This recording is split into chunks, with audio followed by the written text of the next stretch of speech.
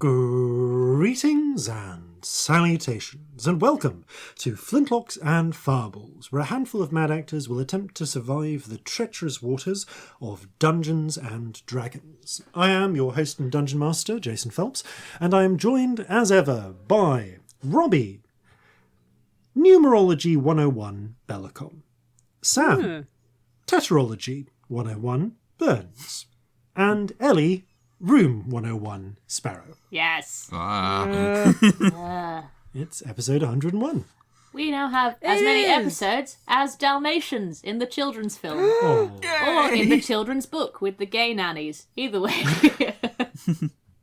Yes, the nannies are gay. Those it's a nannies thing. were definitely a couple. It's lovely. Just thinking that is the right amount of Dalmatians. Yeah. They get the numbers a bit dodgy in some of the versions. Really? Oh, interesting. Well, they're not they're not all black and white in the book. Oh. There are liver-spotted Dalmatians. Oh. Because Perdita is not the mother of the puppies, the main puppies. Oh. Interesting. She's the wet nurse, effectively. Like adoptive dog. I did not know this.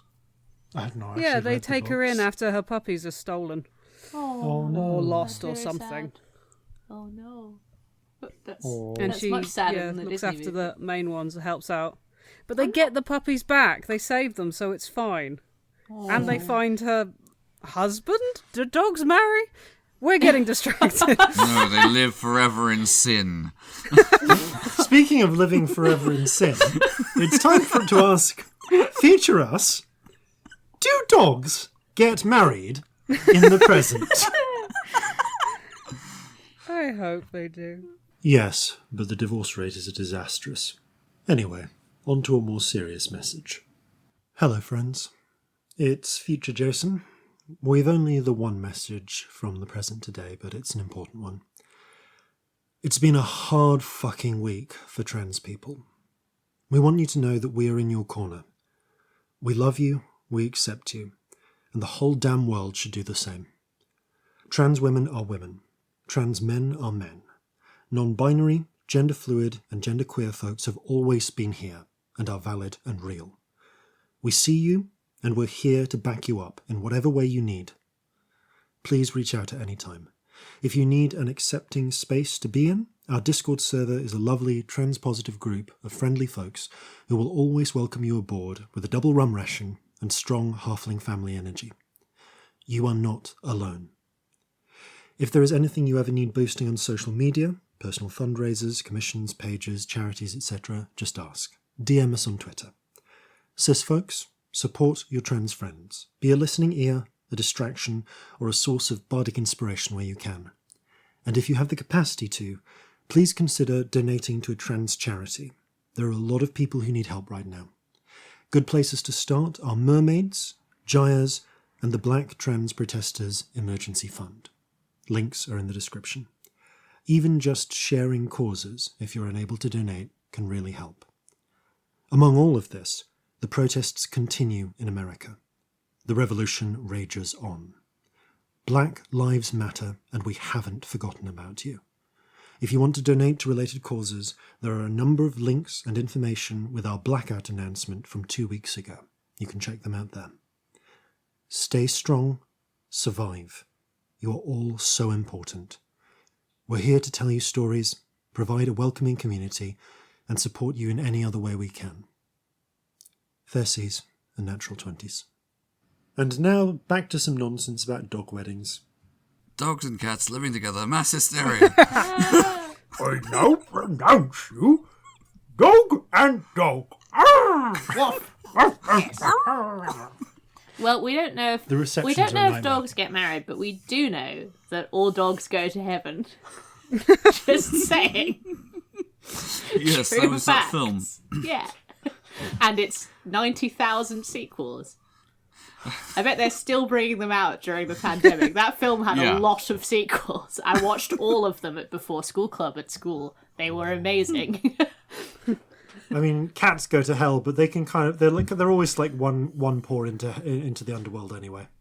I feel like cats True. are super evil in those films. I feel like that was a thing. I mean, it was a film about heroic dogs. Cats are usually evil in those films. I mean, cats are usually evil. Yes, but I love them. Oh. Yeah, that's fine.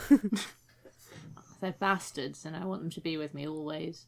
It's a tiny tiger that lives in your home. Never forget this. Yeah.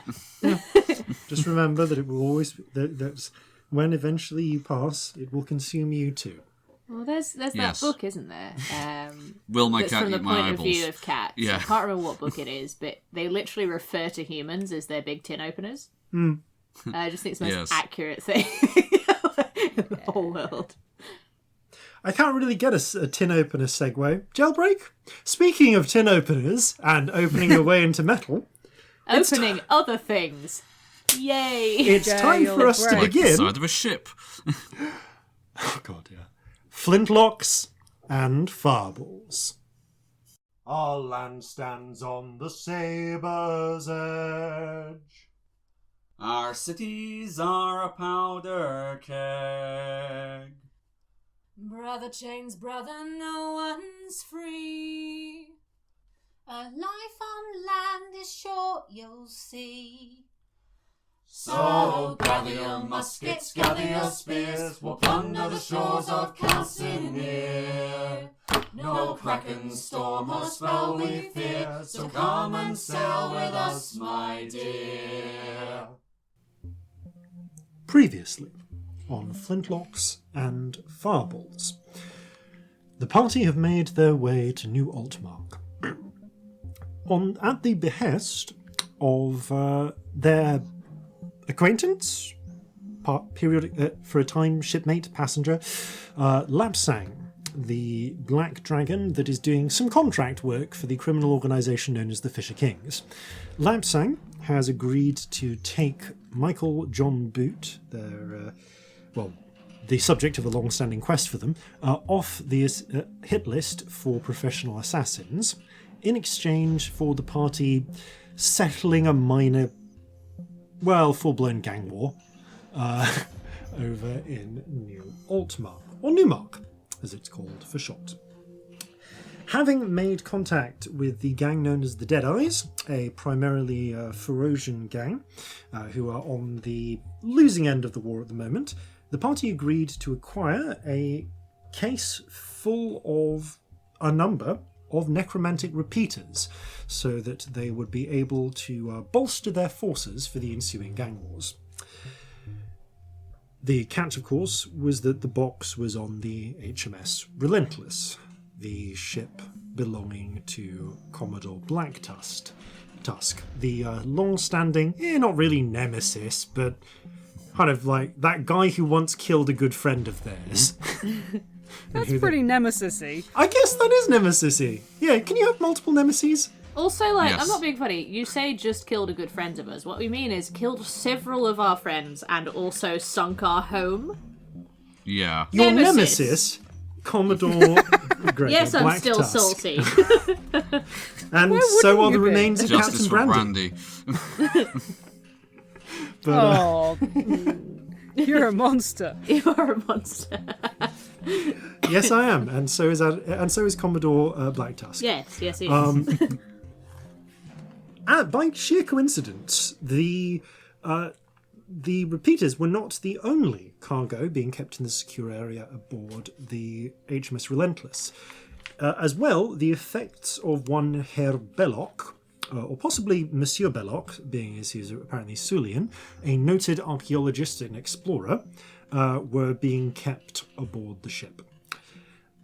Shortly before the party managed to successfully smuggle themselves on board ship in the midst of a crate full of ship's biscuits, it seems Pretty that good there. someone else also broke onto the Relentless and attempted their own theft, going so far as to blow open the doors to the secure area and blast open Herr Belloc's travelling case, which, as it turned out, was lined with lead. The party then discovered that while the artefacts inside had not been damaged, they had been placed out in the open on the shelves in the ship. And then things sort of went downhill from there. Having survived the wrath of the bound spirit Terry Tharte, he of the waking terrors, I think the full phrase was. You destroyed Terry Tharte's physical form, that of a small trapped toad, and proceeded. And in return, he kind of did the wish granting thing. I mean, he offered to answer you 5 questions, and you really made good use of those 5 questions in a way that I hadn't actually. I'm impressed with we us. did. Yeah. I'm a little impressed with you. I hadn't expected you to ask the questions you did, but yeah, he did have the power to answer those to some degree. And in exchange, however, you have promised to tell his tale, and to tell the story of essentially the horrors you went through, and to make sure that the people know it was him. This promise may or may not have consequences. You made your way out. Do you mean it has consequences? You don't know. Terrifying. Hate it. You made your way off said ship quickly enough, essentially flying into the water because you can all breathe in water, and then emerging on a dock nearby. A little bit further away. The ship during this time had broken into an all-out melee as a result of the nightmarish visions of this spirit-infused toad, in going so far as to blow a portion of the powder store and put a small but quite smoky and definitely flaming hole in the side of the HMS Relentless. While you have by no means sunk the ship, you didn't. While Terry Tharte has by no means sunk this ship, it is not exactly combat ready right now, and may be taken out of commission for a short time while repairs are underway. We actually come back here just after midnight on the 13th of full ripeness, where you have stashed a bunch of artifacts into your pockets and bags, and yeah, you're staring at this smoking, flaming mess. Are we off the ship now? You are off the ship. You are 150 feet away on a pier. Celestia is leaning heavily on on Scamp, and is kind of like on her knees, leaning heavily on Scamp and Corzin on account of she's recovering from a heart attack. Yeah, an actual. Not too heavily, because I took a lot of damage. I'm It'd be leaning the on top of something Coulson's else. head, There we wouldn't go. it? Yeah, it's like Pillar between or them whatever. and like a mooring post. Ow. Ow. Yeah. Yeah, it's just the 3 of you, Jeffrey and Marjorie. Well, that was harrowing, if I'm honest. That was harrowing's the word. Yeah. Yeah. My chest hurts. Ooh. Yeah. Not You got surprised. really pale there. Yeah. Don't think I really wanted to know what it felt like when my heart stopped for a while, but here we are. Oh, that's awful. Felt it stop beating and everything. It was horrendous. It really hurt. Yeah, that would be an actual heart attack, wouldn't it? That's what a heart attack is. Fucking hell. Yeah. Yeah. Yeah. That thing was a Wow. lot. Yeah. And you're gonna have to write a really good song about it. I am contractually obliged to write a decent song. Damn you all.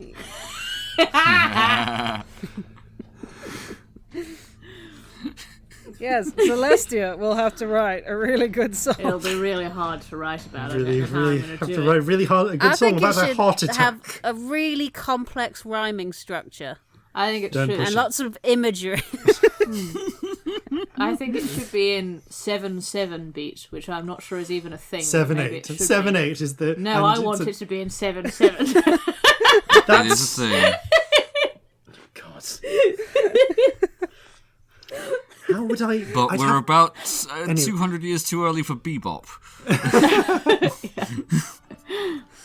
100 years. That's not an actual request for it to be in 7/7. I'm fucking. I don't even know how. I do not actually have the musical theory chops to do that. I have no idea how that would work. I'm just talking shit. Nevertheless, what would you like to do? Whew. The explosion and the combat has started to attract attention as various people on the piers nearby are racing to see what is going on. We should I probably think we better leave. make ourselves scarce. Also, it does occur to me, although I've just had a heart attack and everything's wrong, that while everybody is running to the ship is not a bad time for a jailbreak. Yeah, no, that is a really good idea. We Not a do need to terrible idea. find out where the jail is. Yes. Yes. What the situation there is. We could head back to the restaurants and massage parlour, check in and just find out. Because if anyone knows where the jail is, it's the criminal gang. Yes, also we Yeah, should that probably makes drop sense. the repeaters off before something ridiculous happens. Agreed. Yeah, let's not go into a prison break situation where we With may everything. screw up. Yeah. That would be really bad.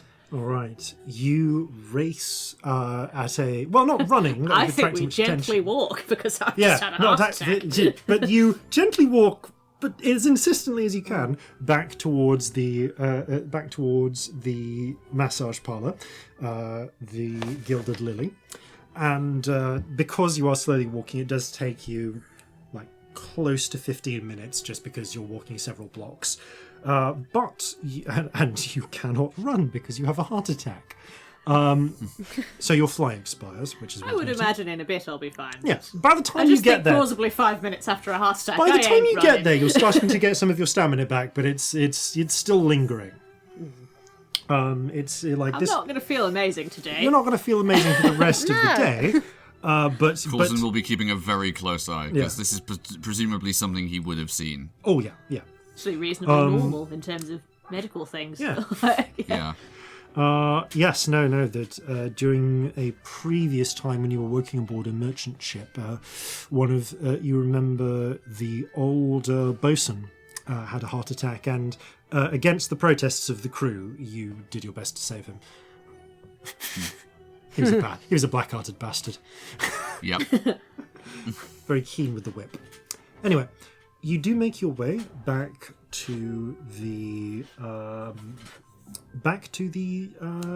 Gilded Lily, and you are quickly ushered to the back room where you met Azra before. Azra is there, actually. Again, in her... Actually, it's the same day, the same colourful clothes as she was wearing earlier in the day. She seems to be working late into the night. But you notice that she does have a loaded pistol on the desk.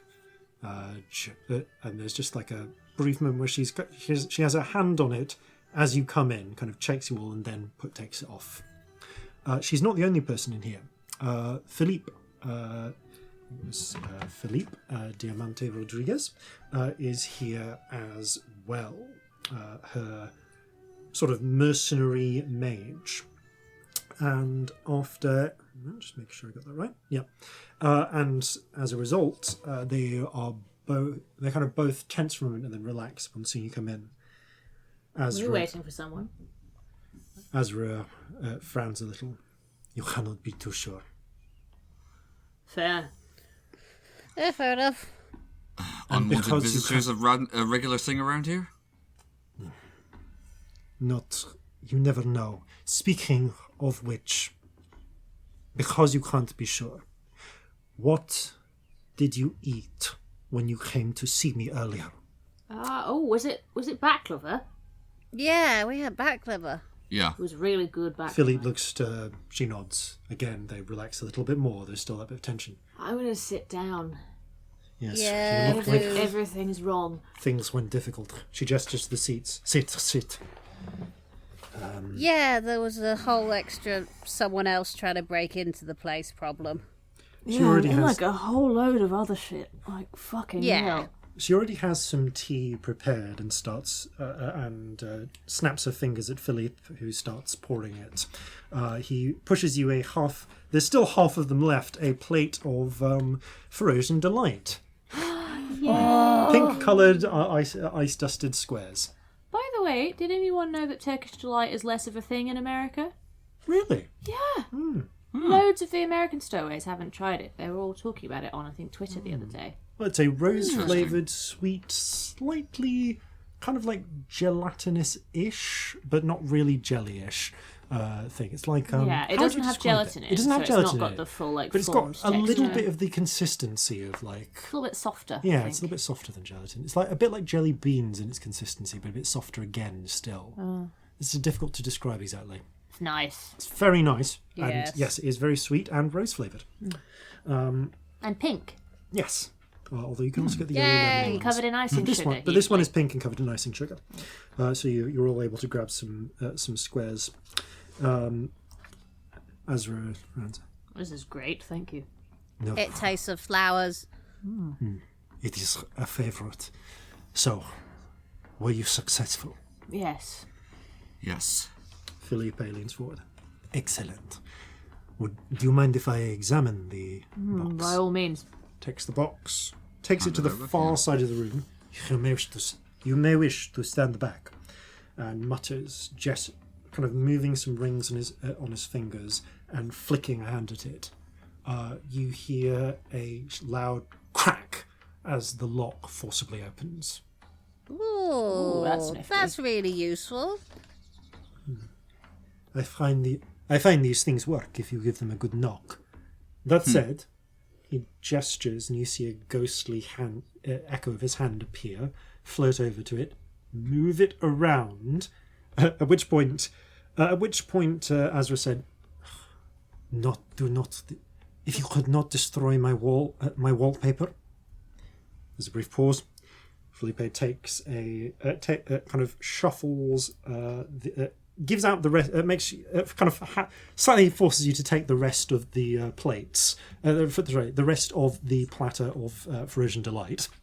Oh, what a shame. And then uses the You know mage hand Scamp's got it. to float it Yeah. directly Nom, nom. in front of the box, places it sort of wedged against it, flips the lid open with the mage hand. There is a brief as a spell activates, which would have caused some extreme disappointment for anyone opening that box unauthorized if they'd been standing in front of it.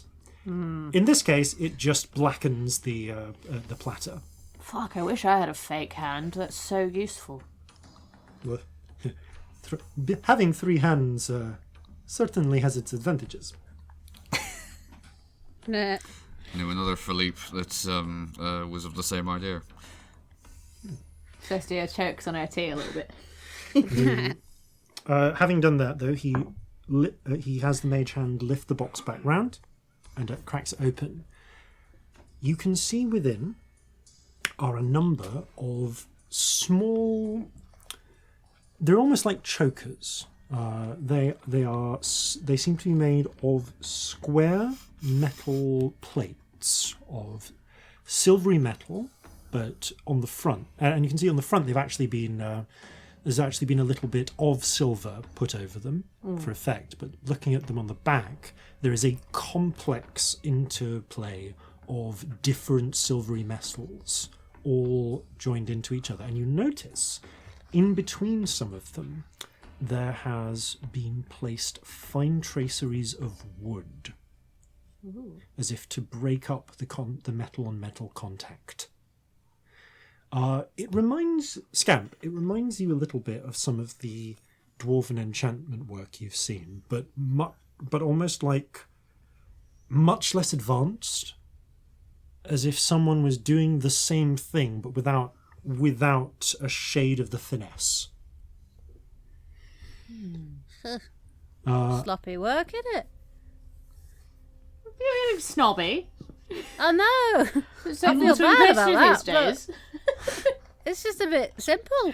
I mean, it works, it's functional. No, I'll be honest, I was expecting it to be like, a metal skull with flaming eyes or something, because it was something that raises the dead. Just a bit of metal with wood on it. I suppose it looks wizardy, though.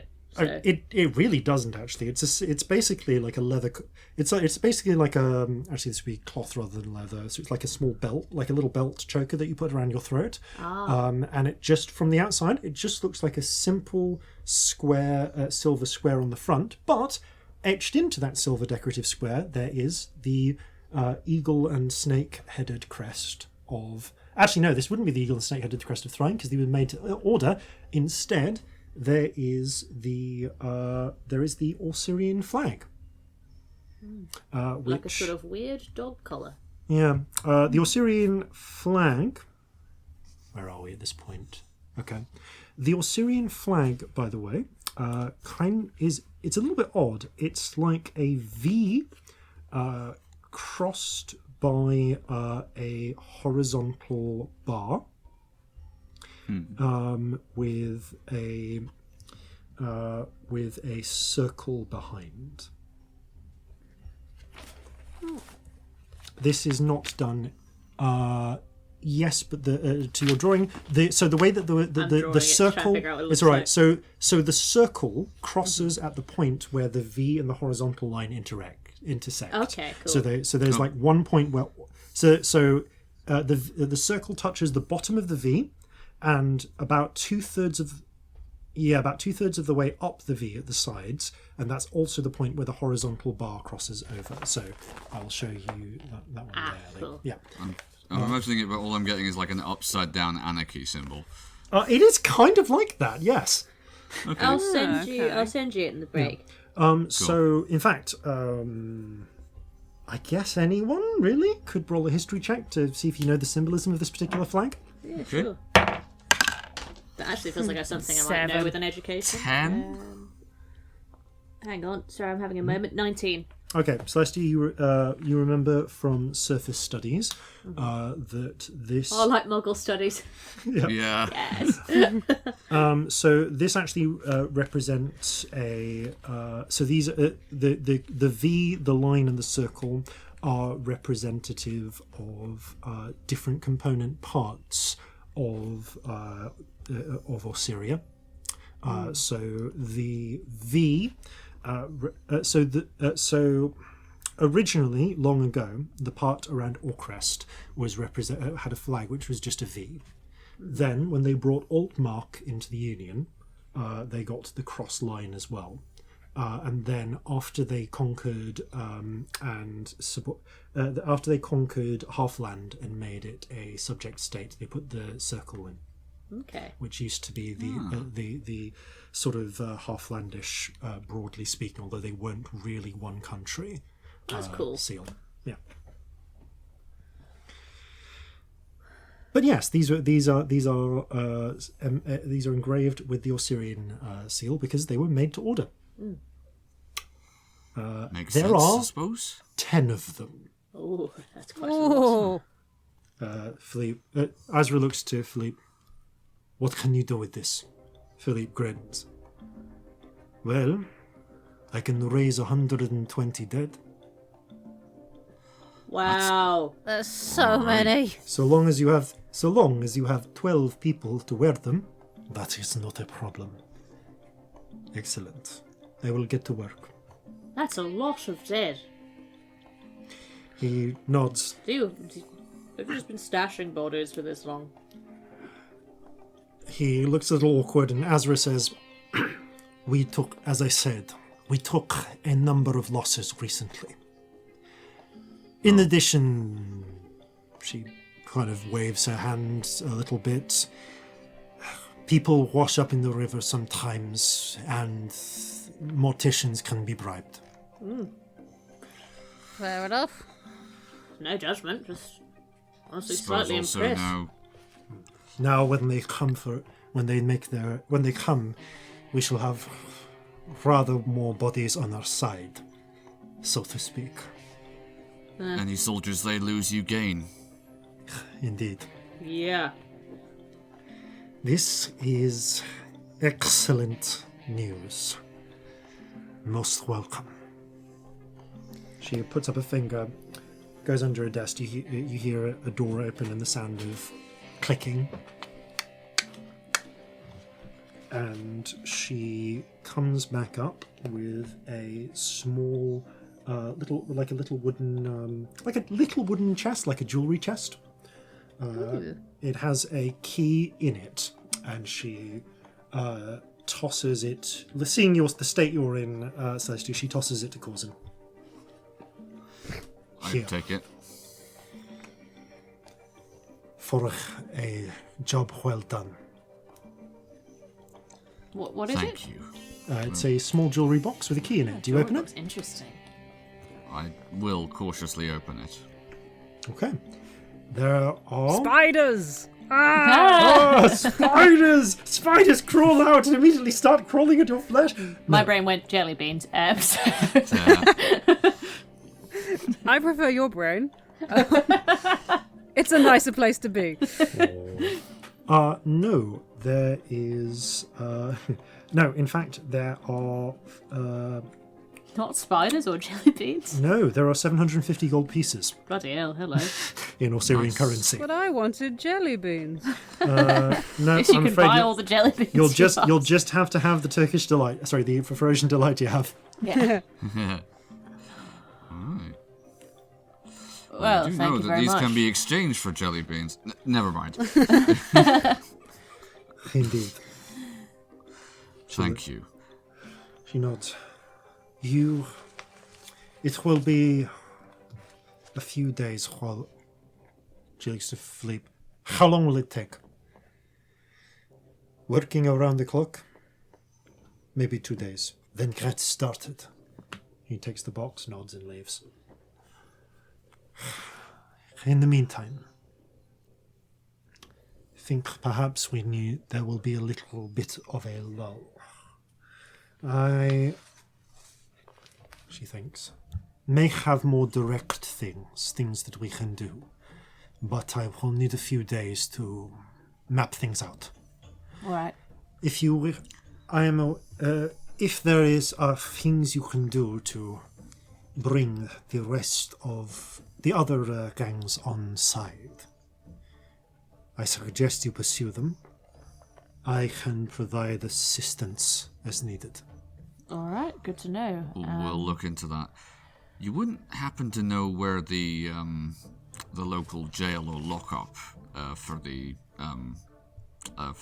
docks is, would you? For the docks, Yeah. you are Yeah, out of say luck. someone was, caught on a ship and doing a bad thing, where would they take them? One of your accomplices. No worries. If they took them to the nearest magistrate, she thinks, that would be straight to the lockup by City Hall. By Right. City Hall. All right. She gives you directions. Do you know Thank anything about it? Defences, that kind of thing? Well, This thing you might have dealt with it before. it is not necessarily the highest security. It is difficult. You cannot... she gestures at you, gestures... I think you mentioned before to her that you were spellcasters. Yeah. So you are with magic. Yes. If you were planning to use divinations in advance to map out the area, that will not be an option. Sanctums. Because it is a government building. Well, that makes sense. Most of the lockups in town are not. But that is the way the luck goes. And in fact, yes, Bobs, I did make you roll a luck check before this to figure out which one they were taken to. I rolled really badly. Ooh, So no, this one is. They just happen to go to the one in town that is sanctioned. fair. God damn it. So, however, it is not a major holding place. There is. She thinks for a moment. There is the main council assembly chamber. It is honestly massively overbuilt, which takes up a lot of it. But round the back, essentially, is where you will find the magistrate's office, and beneath it, about 20 or so cells. Most of the time, it is used for drunks and the like that are pulled in. But there is a garden out back where they have been known to execute by firing squad. Right. Brutal, but right. It depends. If your accomplice was caught breaking into a Navy ship, then that is their likely fate. I think they said they they were did say executing that. them. I don't At doubt dawn. it. Yeah. The magistrates do not that usually get bit in is until dawn. sanctioned? Like, She if we were to thinks- do last minute rescue, would that place be sanctioned? I mean, it is the garden, so probably not, but I do not know. I have not tried to scry upon it. It seems risky. That would be Um, very spy on overt as well. We couldn't do that without being seen by a Yeah, lot of true. the local watch, Yeah. or whatever they call them here. It's basically still watch. Oh, fair enough. Lots of words are different over here. It's interesting. Well, Right. thank you. Because a real policing force will not be set up until next campaign. Fair. Oh, that's going to be really annoying. Yeah. Also fun. The police were pretty rubbish for quite a long time. Oh yeah. Yeah, as campaigns and time advance, your ability to do blatantly illegal shit will start to get more and more constricted. Because real policing will start happening. It's gonna be a problem. Well, All right. anything else you need, or otherwise I suggest you get to freeing your accomplice. Yeah. Have a good night. You as well. I will continue working. Best of luck. She gives you a sharp nod of the head and dismisses you. Ooh, excuse me. You have she does pass you a small handkerchief to fold up the rest of the Turkish delight. Sorry, not Russian delight. I'm going to remember it that you have, if there's any you haven't eaten already, to take with you. Hand it to Not Scamp. much. Yeah, no, it's like 3 pieces and you eat them anyway. Nom nom nom. Are you all sugar now? Yes. Excellent. Jailbreak! Yes, we're good at those. Should we pretend to be drunk again? That was fun last time. So you still have all of the artifacts that you took from the ship are still in your possession, apart from Yep. the repeaters. Got it. Yeah, that's a. We have a lot of stuff on us that we shouldn't have, so I'm We not sure getting do. arrested is our best plan this time. That's very, very true. Yeah. That would be bad. Also, I get super weirded out about being locked in a place I can't. That is sanctioned. Yeah, shall which we is say. actually perfectly reasonable, to be honest. Yes, I'd rather not. Yeah, that's okay. We break What in. are our options? And how quickly do we think we have to move? Dawn Well- will come at just after 5 o'clock, so you have around 4.5 hours. Yeah, we've got like 4.5 hours. So we could take an hour. Let's take an hour to have I'm a sit really down and a injured. think. Everything hurts, to be honest. Yeah. Just do with a little minute before we do another thing that we could Yeah, that could get us killed, if that's Yeah. alright. let's plop Yeah. ourselves down somewhere. I'm gonna roll some fucking hit dice, In man. fact- Yep, Moto. Yes, indeed. Song of Rest. In fact, yes, do a song of rest. in fact, It's called The Waking Terrors. Tial, the Waking Terrors. Thank you. Yeah, I think Okay, I think it's a D8 now. okay. It's Is it not the same a as restful your? song. It's the same as your inspiration, isn't it? Sorry, we're doing hit points. Give us a sec. Yeah. Yeah, I think it's a D8. So have an extra 4 hit points. Enjoy that. Yay! So You, in fact, TL, the 12, receptionist, does encourage you 21. to take a bit of a rest in one of the rooms which is not being used at the moment, so to speak. There's a very comfortable. There's a very the comfortable. person, Sorry. the person we who was accomplishing us on the ship. We should check that he got back all right. In fact, as you are making your way up to the room, as you are being directed to this room by TL, you see a very exhausted, slightly haunted-looking bald Ferosian man, like trousers on, like coat loosely draped around his bare chest, stumble in. Hi. Dear, you are not going to believe the evening I have had. Oh, believe me, I think we would. I think we probably will, darling. He gives you a vague wave and stumbles off to get some rest. I feel bad. Yeah, me too, a bit, to be honest. Oops. Light mental scarring, maybe, but You say that like, oh, it's fine. light trauma, but Only a little trauma. only a little trauma. Little tiny bit, Only a yeah. little trauma from everything going to hell around him. Jesus. Just be kind to Iqbal for the next couple of days. He's done a fantastic job. It certainly sounds as if he has earned his wage this time. Yeah, a Yeah. lot of stuff happened that none of us were remotely prepared for. And when you go to work to do that, you definitely don't expect all that stuff to happen. Right. Okay. Can I give him some money, please, to say thank you? Because hazard pay should be a thing. Yeah, it should. I'll chip in if you like. TL shrugs. Fair enough. Let's say we triple the wage, another 20 gold. Sure, Yes. I'll give you 10. I'll give you 10. Okay, you give. All right. Now I have 101 gold. Like the episode number. Oh, yay.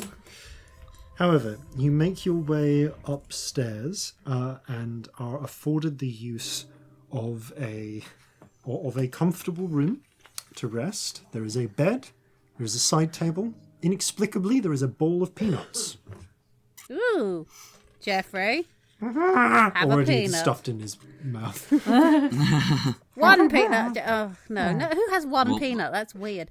Eat the peanuts, Jeffrey. I'm not sure a person can physically have only one peanut. That seems impossible to me. It Unless seems they're me. wrong. Unless they're Jason, then they shouldn't have any. But somehow, sometimes he still manages to have one by accident. They're hidden in fucking everything. It's the worst. And then I can feel my blood move. Yay, allergies. Yay, allergies. Oh, horrible. It doesn't sound fun. No. Anyone who has read Chapter 2 of Violence and Vanity can get a first-hand description of what that feels like. Violence and Vanity wonder, is a bit yeah. like Pride and Prejudice, but with drow. It's on our Patreon. It's an audiobook. We read a chapter every month. Yes. Have a look at the Patreon rewards. They're really good. Sorry. Moving back onto If the you subject. can't, though, no worries. Enjoy the episode. no. We love you. Moving back onto topic either. You take an hour to just rest. I mostly lie on my back and look at the ceiling. Play a half-hearted song. Ooh. That was not fun, team, was it? Ow. No, it was awful. Quite unusual that you just see every fear you've ever had burst out of the walls, if I'm honest. Yeah. Did that happen to both of you, or is that just me?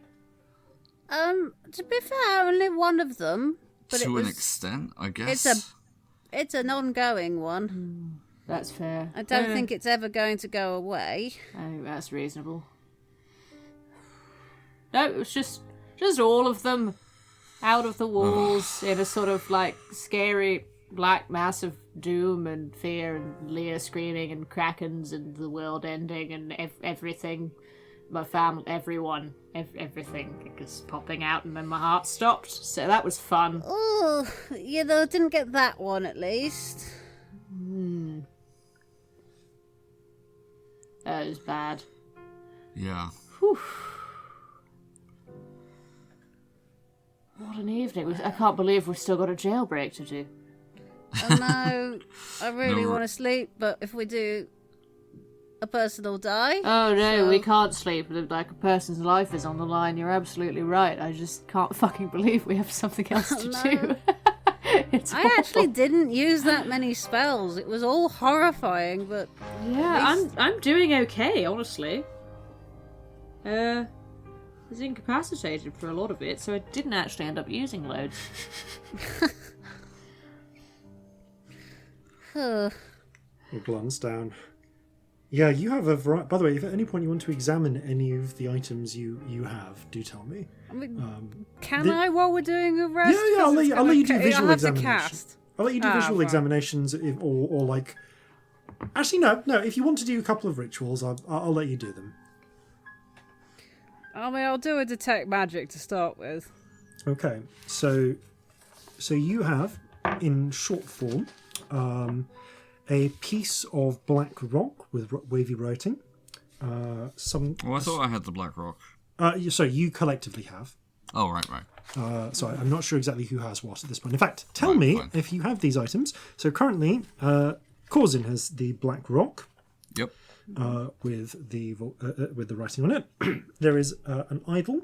I've got that one. Yep, with 3 coloured discs. Okay. There is a staff in the shape of a serpent. Jeffrey's got that. I will mark that down as Is Jeffrey. that like your magic stick?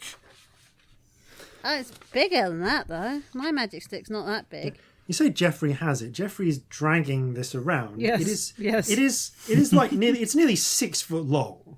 Yes, It's like cable this is tossing. exactly what's happening. Yep, Jeffrey's this is been what's happening. Jeffrey's been dragging this damn thing, like, I mean, let's be honest, like, while you've been walking, Jeffrey has kind of, like, held it close to someone's back. But now that it's here, Jeffrey's Yeah, like, it's been playground. sort of propped in Corzin's backpack, which is ridiculous because it's huge. Yeah. It's like having a flagpole. There is a golden drinking bowl with spinels. Okay, I have that as well. Okay. There is a wooden cup. I've got that. Okay.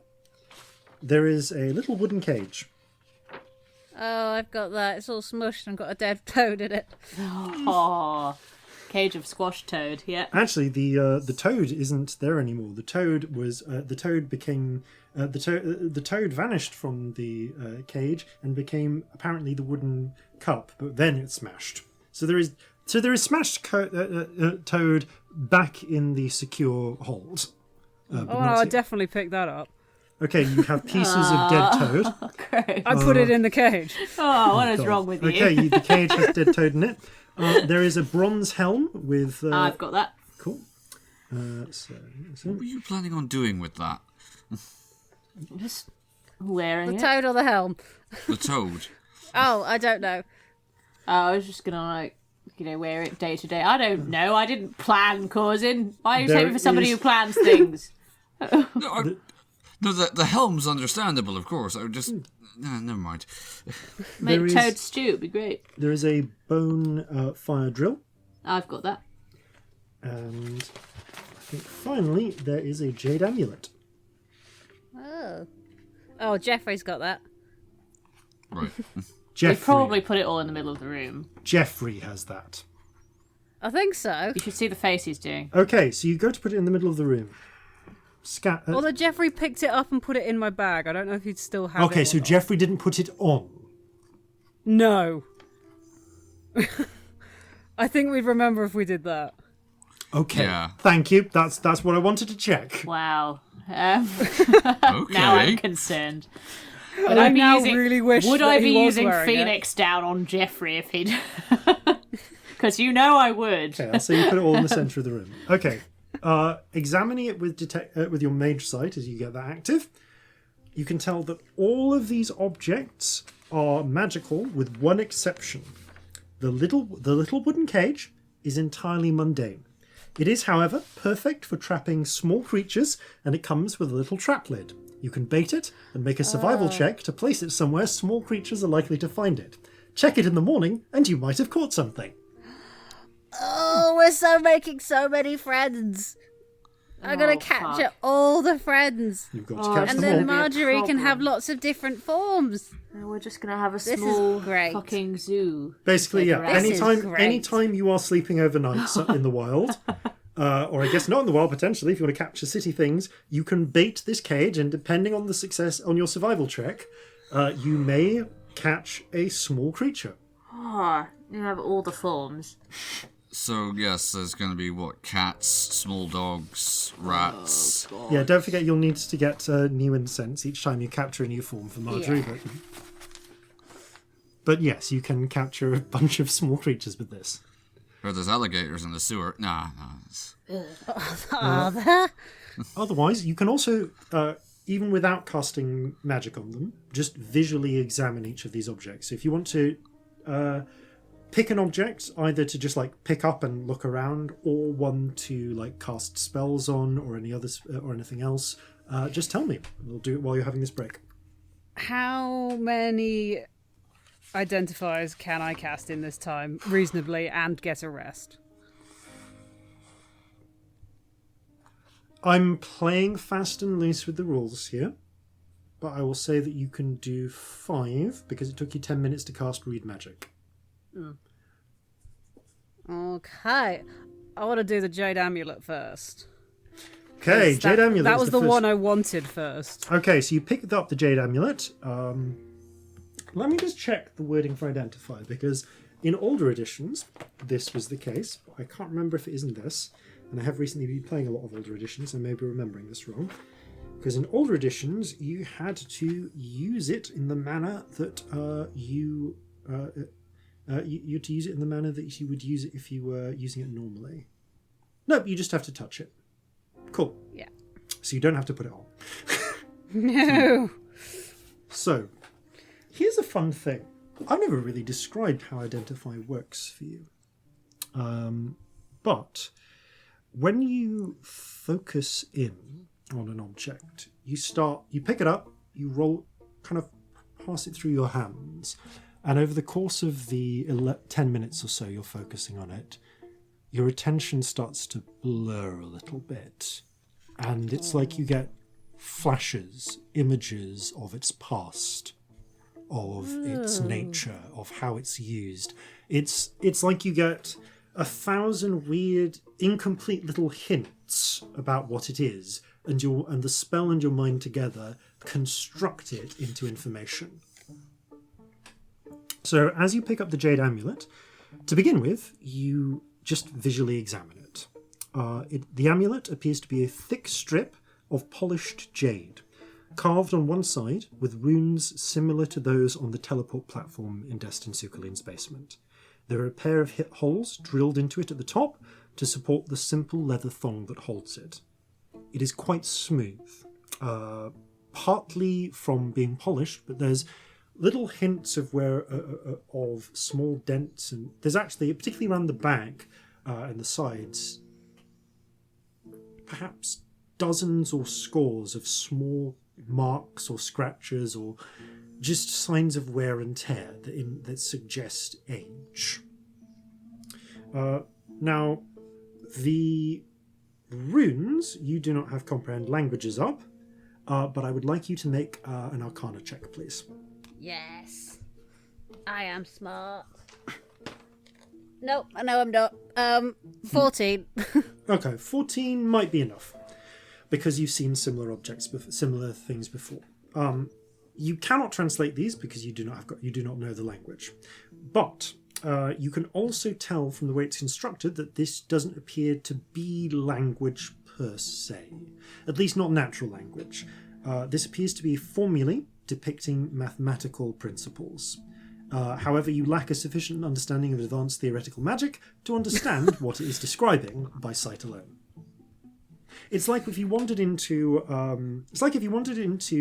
a theoretical physics class, looked at the chalkboard, and you see a bunch of algebra and other descriptors, and you just don't have the foundational understanding to know what it means. Or like looking at coding if you don't know coding. Yeah, it's like, yeah, you know that it means something, you maths. know what it's used for, but you just don't know enough to make sense of this. Oh, so Identify just doesn't work. So Identify... Oh, no, I'm describing what you physically see. Cool. As you roll it between your hands, you start to get flashes, senses of it being taken places, of it being used, of it being held and worn. Putting together these hints, you learn that the primary function of this amulet is to serve as some sort of key or identifier. You do not gain any insight as to what it is a key or identifier for, or who its intended owner was. You do get some blurry images of various Achene wearing it. Okay. You can also tell, however, that the amulet has secondary effects. Anyone who wears the amulet, it does not require attunement, or simply carries, who wears it, does not require attunement, can cast the spell Knock once per day, regaining the ability at dawn. Nice. This, it also, as a side effect, increases the armor class of the one who is wearing it by 1. Nice. However, Oh. there are other sides. However, the amulet is not, as far as you can tell, sapient, and it does not appear to your identifier to be imbued with a spirit or anything like that. But you get a definite sense that it has a function, and it has the ability to compel or otherwise coerce its bearer into completing that function. It is not clear to you how it does this. Or what the function is. Yep. I mean, the function is clear. It's meant to unlock something, or to serve as an identifier. You just get the feeling that it will somehow try and compel whoever is wearing it to fulfill that function, come hell or high water. Do you tell us this? Yeah. Don't want that anywhere near me. No, you should not Interesting. touch that. That's proper scary. Can't... Yeah, we should try and find out what that is. Yeah, I mean... Is it something important to the Achene? Yeah, if this is some sort of really important cultural artifact, this is not ours. Oh, this is theirs, yeah. So we I should- don't know if you two are feeling like this as well, but how I feel is that anything that is the Achene's that was stolen from them, we should probably return it, and anything that's Unibrows, we should fucking take and sell or use. Yeah, I Yes. mean, we should ask Eugene if it's important, and if it's just something. Well, he was trying I to don't know. take I it would back, really so like that. Well, it must was have trying some. to take the toad back or free Yeah. the toad. Well, but that's the thing, like, we should ask. He may Yeah, know. yeah. Yes, absolutely. Yeah, 'Cause it I'd might be that really they're like to oh, wear I don't this." want this back, and that's fine, but if they do, they should have it. But we should maybe at some point do a scry to see what it does. Or when it was last Oh, used that's not a bad idea. for its intended function. I mean, if we just say, show me the amulet being used for its intended function, that's actually ambiguous in terms of tense. Yeah, So... True. that's pretty good. Could do that. Okay. Not now. Or now? No, we shouldn't. Nah. How many scries have we used today? It does reset at dawn, so it wouldn't be a terrible time to do any leftover ones. You have not How many used do we have left? any today, I don't believe. Yeah. Okay, so we've still got 3. Also, I did have a think that I could do objects passed on any ones that you don't have time to identify. Scrying will have to come after the rest. It's more intense than doing the ritual spells. That's fair. Yeah. Fair. Oh, well, I suppose if we pick to scry anyway, maybe Scamp Yeah. can do more identifiers. Yeah. But we'll see. Let's see what we're Yeah. feeling like anyway. You If there's have anything here that seems like it has a particularly storied past, maybe save it for that. Yeah. 4 more 10-minute rituals you can cast. Unless we Right. choose to spend Unless more you time. decide to spend more time. Yeah. Yeah. Which you can. How much Anyone time got- would it take to do all of them? To do all of them, there are 1, 2, 3, 6, 7, 8, 4, 8. 5, Hold on a second. 6, There's 8. 7, 8 items that are not the tiny cage. So it would take an hour and a bit. Yeah. Hour and a half, including the detect magic you did. Did you want? And I guess if you for 1 detect magic and 8 identifies, it would be that. Cool. Is anyone else tempted to spend another half an hour and just identify all of them? Because I'm I so really worried want this to know what they person's do. gonna die. It will take you to 2 a.m. We'll still have 3.5 hours. Yeah. They did say specifically at dawn. Okay, let's risk it and get in at least 1 scry. Yeah. Yeah. I can do that at the same time as you're doing stuff. That's the Yes. thing. But let's check on a couple more of them. Yeah, in case one of them's. In case one Let's of get them's the more rest important. done. Yeah. We're helpful. We've learned that this amulet unlocks things. We're trying to break someone out of prison. Yeah. Oh yeah. I mean, I'm totally wearing it. I've got to say now, no matter how bad it is, I'm gonna wear it for the jailbreak. You're such a problem. I love you. Okay. You're so worse than me putting on those so braces. which Fuck item- it, let's see what these do. It'll be fine. Fine. You're a vampire, you stupid bitch. Vampiric touch braces, you're a which achieve you vampire by for, turning like- into a vampire. Nearly a month or something, It wasn't was like 4 days. It was like 4 days, but it was it was ages out of Yeah. character, that's why I'm thinking it was ages. But It was 4 very intense days. 4 bad days. 4 really bad days. Yeah, they were really bad days. Oh god, yeah. Okay, so what item would you like to examine next? Or do you want to cast any other rituals? Wooden cup. Wooden Woo. cup. Okay, so you pick up the cup and begin running it through your hands, focused. So just some visual attention. It appears to be a simple cup carved out of oak with a handle, base and bowl. It would not Such be as out a of place. carpenter might use. Yes, it would not be out of place in any labourer's home, and the inside of the wood is stained a slightly reddish brown. After you get flashes, images of someone, of an Achene holding it, of houses, of trees and growth, and eventually these over the 10 minutes, these like flashes and hints coalesce into information you can understand. This is the Cup of Carpentry. It was created by the union of 7 nameless spirits at the behest of a dreamwalker around 500 years ago, in exchange for services rendered. One attuned to the cup may fill it with fresh blood, a small cup's worth, dealing 5 hit points of damage from blood loss, to focus its power and grant the 7 spirits within form and will. The blood may come from any sapient creature, taken willingly or unwillingly, including the attuned user. It does require attunement.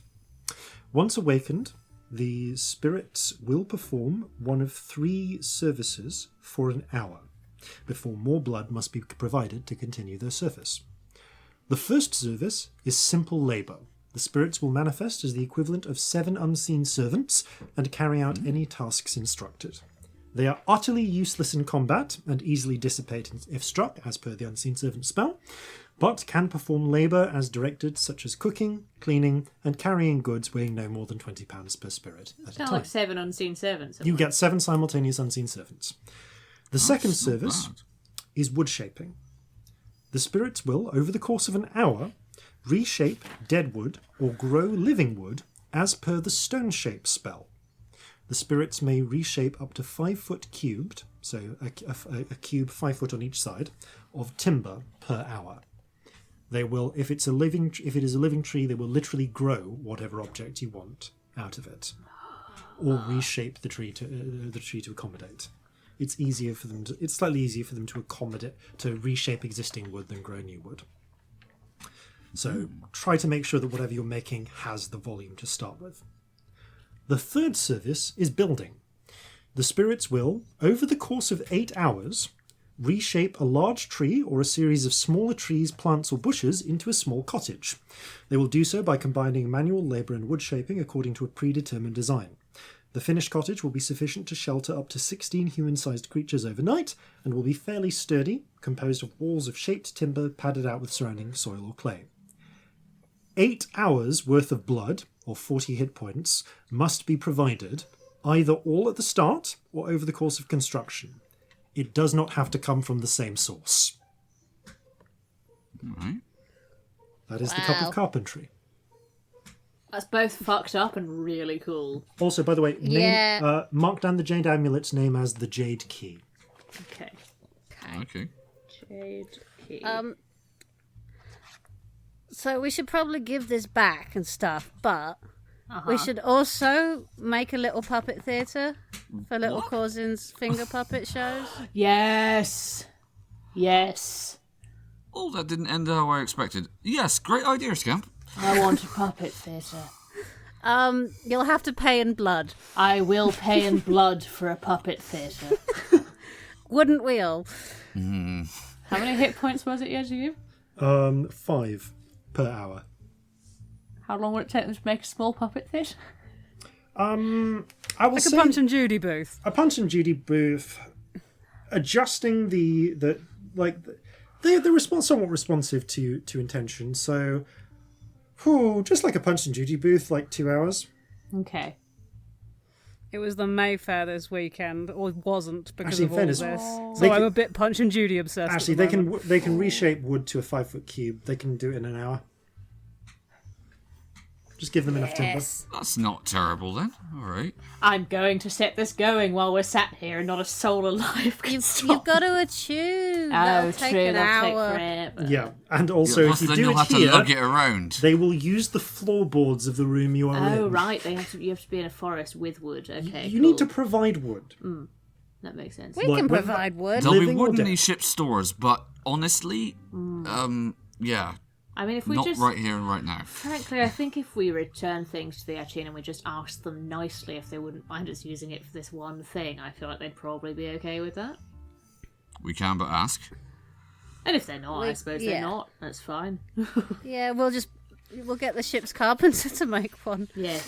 We don't have to pay in blood for carpentry. We can Yeah. pay in money. You're just paying money, yes. Also, I love this because it implies that Celestia has just been doing this under a table for this whole time, and I'm so here for this image. Under a table with I maybe was some bits of imagining like cloth a hanging barrel. from the ceiling. Yeah. Oh, the barrel's picturing- good. I like that. A selection of barrels and small end tables that she's put together to be a stage. But I want a proper Punch and Judy booth. So, you've examined the cover. Like you made for the little puppet show. So cute. You have examined the cup of carpentry and the jade key thus far. What next? And technically, Oh, the what should we do next? Jeffrey, would you like to choose? Yes, Jeffrey pick. This is One as moment, sensible as I'll roll anybody else. d6. Okay, Jeffrey points to the bone drill. Good choice. Okay, Yeah. you pick it up and start looking at it. This is a piece of bone that has been sharpened to a point and had a cord of leather tied around it, tied at the ends to 2 handles of bone. It can be spun quickly by pulling on the handles, drilling a piece of wood to start a fire. There is an inscription along it in a wavy script that you cannot read. So you do not know what it says. Identify does not grant you this information. Yeah. You will just need to read it at some point. However, you are able to learn a number of things as the images flash through. This drill was created around about 600 years ago by a dreamwalker by appeasing a hostile spirit, Inaroni, the scorching hearth, that had been harassing a community after a serious breach of hospitality. As thanks, the spirit agreed to be bound to the drill. The drill starts fires instantly, just by being spun once. It can immediately start a fire, equivalent to a torch flame, as a bonus action, provided it is spun on a flammable surface. That's cool.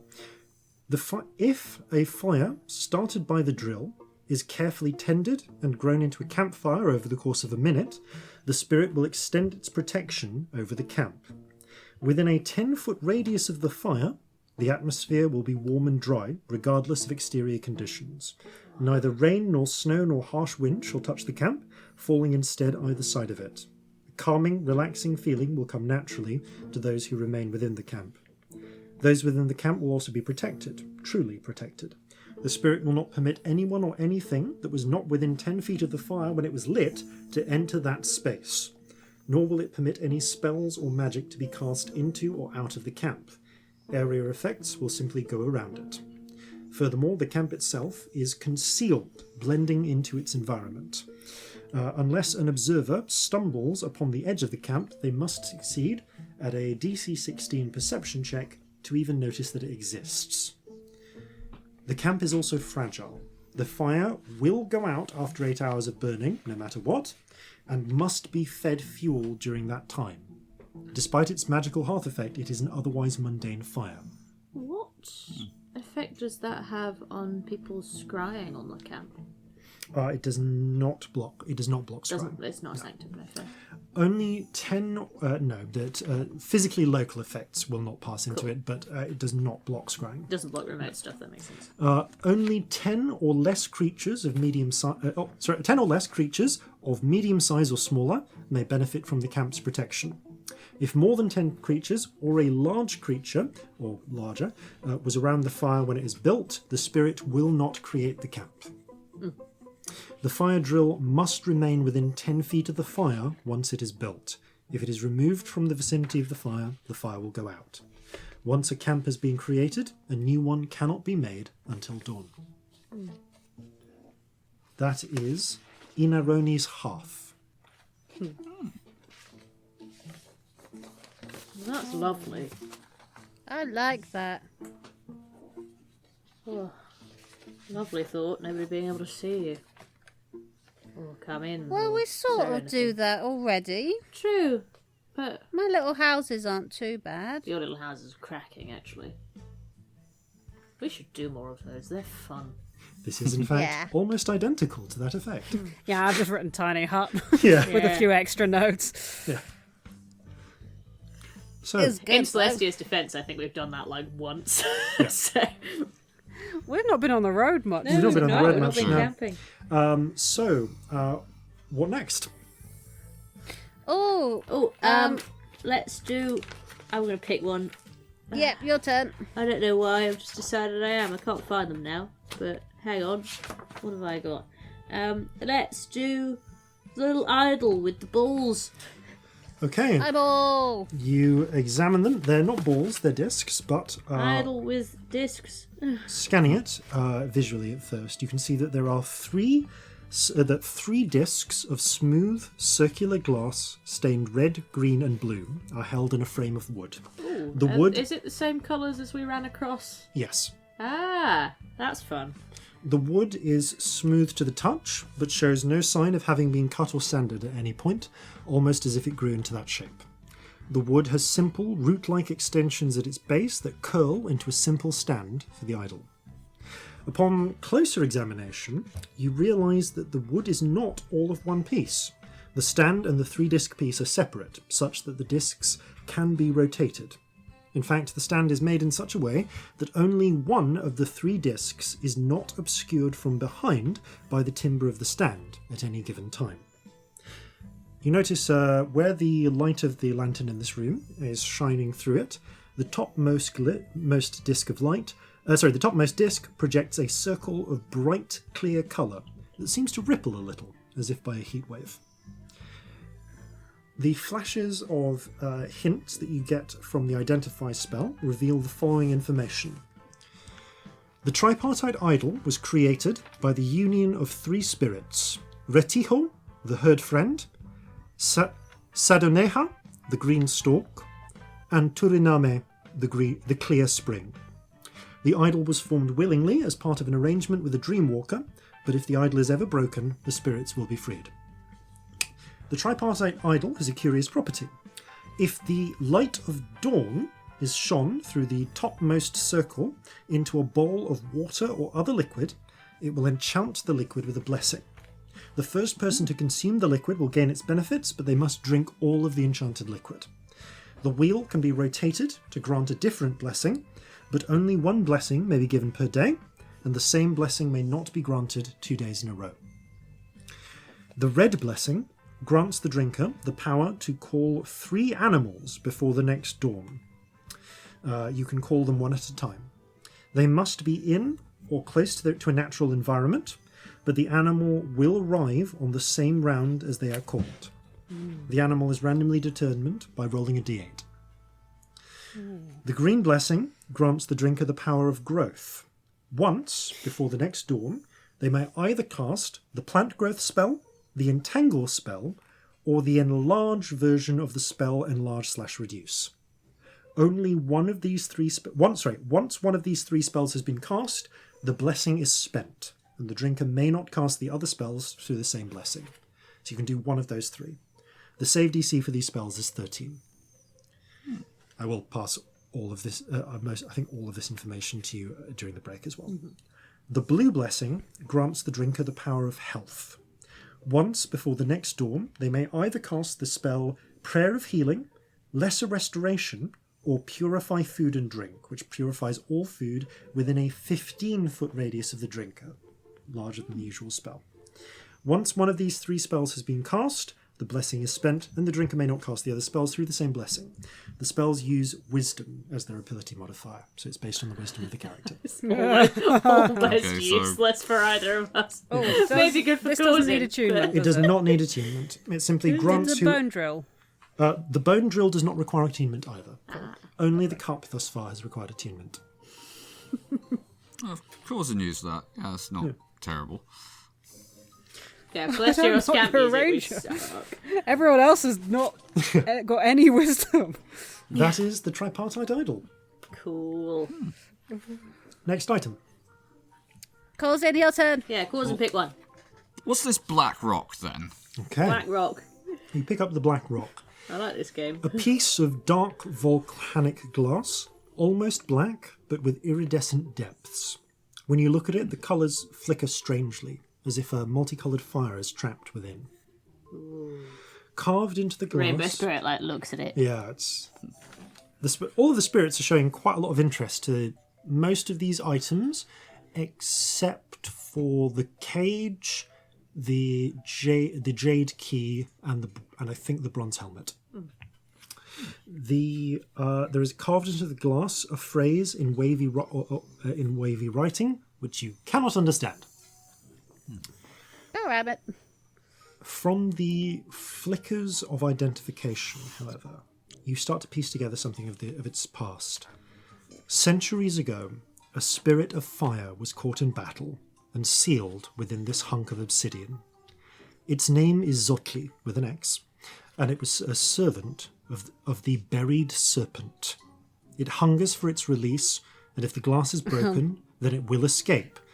But with strong will and concentration, the one who breaks it may control Zotli for a time. However, while the glass is intact, Zotli drinks all flames around it. The one who carries Zotli's cage, for this is the name of the item, gains resistance to fire while it is on their person, but all non-magical flames within 30 feet of them will quickly be extinguished. Wow. It's a put-outer. Pretty much, yes. But whether you want it to or not, it puts them out. Yes. Campfires get In fact, really hard. actually, as you pick it up to examine it, the lantern flame winks out. Oh, balls. I do some dancing lights. Yeah. You continue examining by dancing lights. Huh. I mean, that's really useful for other people. But whether you want to... Also not have horrendously fire. annoying. That's the thing. just having it in your bag, is that going to make it happen? It appears that Zotli's cage drinks flames more readily when it is picked up and held by a living person. But Okay. you are able to learn from this a few things. Give me an Arcana check to see if you can put together the exact conditions for this. Oh, loads. 24. Okay, yeah. It's faster. It will go. Things will go out faster if someone picks it up. However, over time, even held in just an ordinary leather bag, flames will die around it. However, a lead box will seal off Zotli's influence, as will submerging it in water. Ooh. Okay, so there are ways round it. So if we just got a jar with some water in it, So someone could carry it during the day when you're out and about and doing stuff and might need it, and then at the end of the day, put it in our box. Yeah. We still got that box? Yeah. No. No. We had No. more than one. You have more than one, so you have a second box. We had one with the whip, but we bought them originally to break into the palace Yes, to you hide have all our two. shit in. Yeah, you have Yeah. you have one that is sized for a carbine, so you still have that one. Cool. So yes, you can place that in that lead box. You can place any of these in lead boxes. In fact, that is Zotli's cage. You still have the serpent, the golden drinking bowl, and the helm. Okay. How many Scamp, have we your done? turn. 1, 2, 3, 4. We've got one more before we do the scry, I think, haven't we? Unless so. you're spending the time to do all of them, which you can. Which will Well, I take think you we're up going to till do 2 them all, o'clock. but doing them Let's do it. we're doing one simultaneously. Yeah, with do a the- scry at the same time. Okay, cool. Yeah. No, fair enough. So pick one more. What's most interesting? Drinking bowl. Drinking bowl. Okay. We love an enchanted drinking bowl in this group. You pick up this bowl Yeah, we do. and start examining it. This drinking bowl appears to be made of, or plated with, pure gold. Ooh. Unlike the rest of the objects, it has been made in a familiar Jovan style, rather than a Sundran fashion of craft. 4 cut pink spinels are set outside around the outside at compass points. Yeah, it is currently bone dry inside, and you don't experiment with it. You just sort of fold it around and focus. Actually, as you start flickering, you get a curious impulse to put a bit of water or something into it. Do you follow that impulse? Yes. Okay. Do you just pour some water from a water skin? Yeah. Okay. As you pour some water in, the liquid inside the water takes on a strange sheen. It's a little bit difficult to see to make out in the purple glow of the dancing lights, but it appears to be golden, blended with scarlet. As you flick through the rest of it, this seems to clarify certain images in your mind. You gain the following information. This drinking bowl was forged for the Cathedral of St. Stitchfather in New Altmark during the early days of colonial settlement. It was used by the clerics of the Regent to seal the spirit Tula Matate, the Turtle of Wrath, when they warred against them. Once per day, a drinker who is attuned to the bowl may drink from it and receive the blessing of the Turtle of Wrath. They gain the resistance to 2 types of damage of their choice for 24 hours. And you sense that you can change whoever is attuned can change the colour that the liquid is coloured by setting these resistances. However, Tula Matate is vengeful and imposes a cost. The drinker also becomes vulnerable to a type of damage of Tula Matate's choice for as long as the blessing lasts. Ooh, vulnerable to a random damage. Interesting. Okay. Oh no, it's not random. It's whatever Tula Matate thinks will hurt you most. Ah. To a vengefully chosen damage. Interesting. Horrifying. Oh, But absolutely. yes, horrifying. this is the Turtle's Wrath. Well, Turtle's Wrath. that one's Wow. intense. I Yeah. suppose that's what you get when you imprison a spirit that doesn't want to be imprisoned. Yeah. Fuck. Wow. I didn't know you could Okay. do that. I didn't really either. It's interesting. Let's not do that. No, that's not something I find myself having an interest in. I just look up at the rainbow spirit, which is gamboling around the room as ever. Yeah, that Well, could do. I hadn't even thought. No, alright. People are mean. Right. Congratulations, this is the other way to make magic items. Ugh. Ugh, Oh, I hate God. it. Yeah, me too.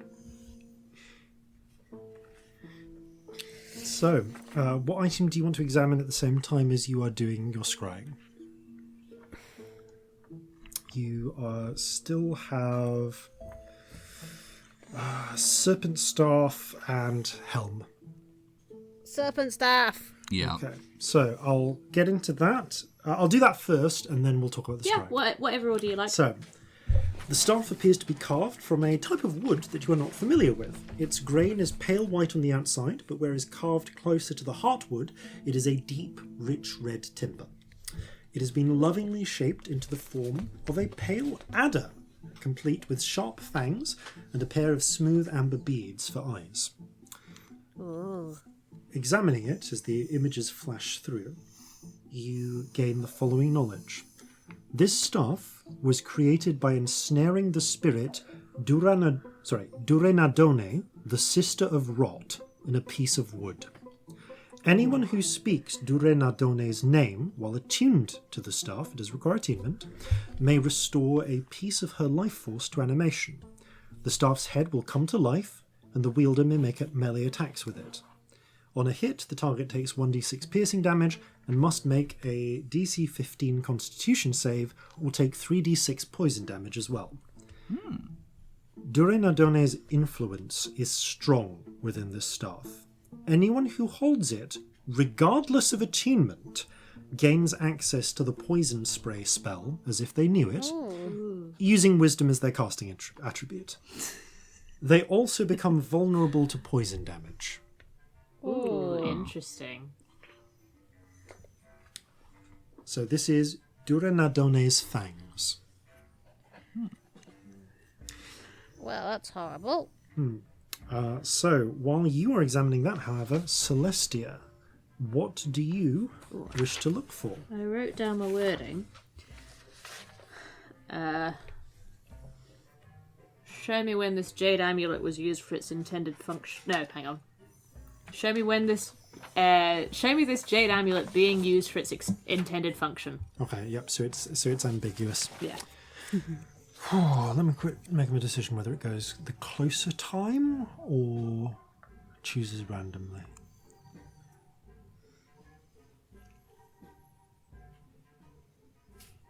Okay. I think it would go for the closest time. Fun. You focus, and again there is a as you plunge into the sea. You feel yourself descending down. No, better choice. Down, deeper. Not deeper than you've ever gone, but deep enough that the water becomes dark. Is it getting hot? Are you that close? No, you're not quite that close. It gets warmer, but you're not hot. You're not at the levels where it gets hot yet. But you feel yourself raging forwards or backwards through the centuries to get to this point. Not sure which. Interesting. At least not until you reach the bubble that comes to your focus. And stepping through it...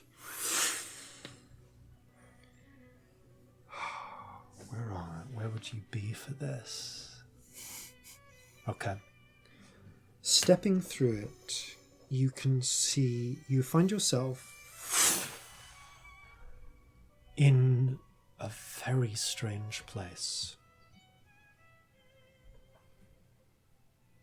Actually, no, not initially in a strange place. It's going to get stranger. Initially, it's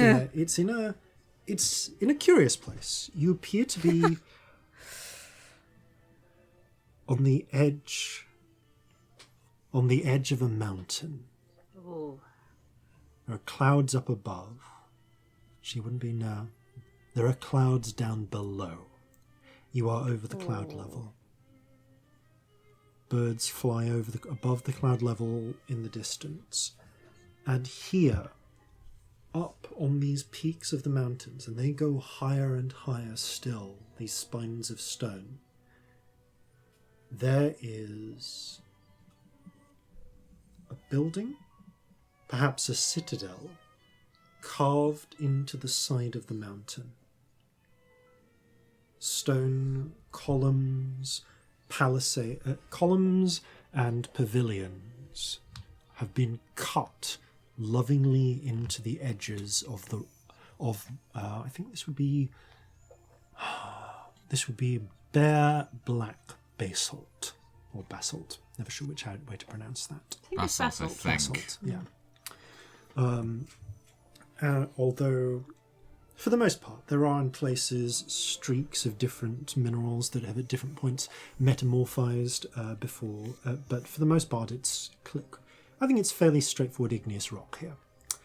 And it's, or at least so it is for the majority of it, because all around tiling of beautifully made, a beautifully cut coloured stone is placed.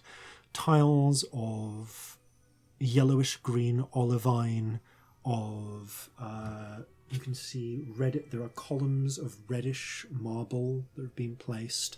It's colourful in places, verging on the garish, as if you're looking at something of a style that doesn't quite mesh up to your aesthetics. And at first, you are seeing it from a distance. So it all almost looks quite like a little capacious, but well made.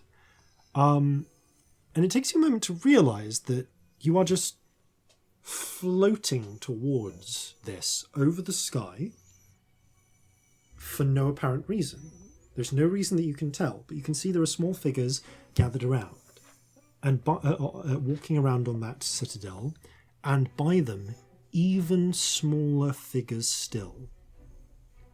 And as this viewpoint approaches, you can see now there are different groups of people. What would these be? So some of them you recognise almost in their appearance. You've seen one of their kind before. Large, generally kind of heavily built to obese, with the with kind of sloping heads, frequent baldness, are what appear to be hill giants. Ooh.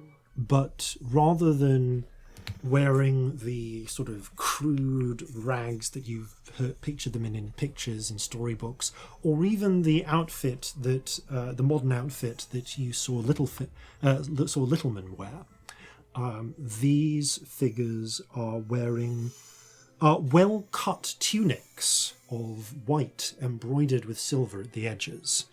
They seem to be busy, engaged in different tasks. Some of them are just carrying things. Some are talking or conversing. One is overseeing a new column being installed, assisting themselves. But also there are crews of small, brightly coloured, multicoloured humanoid figures.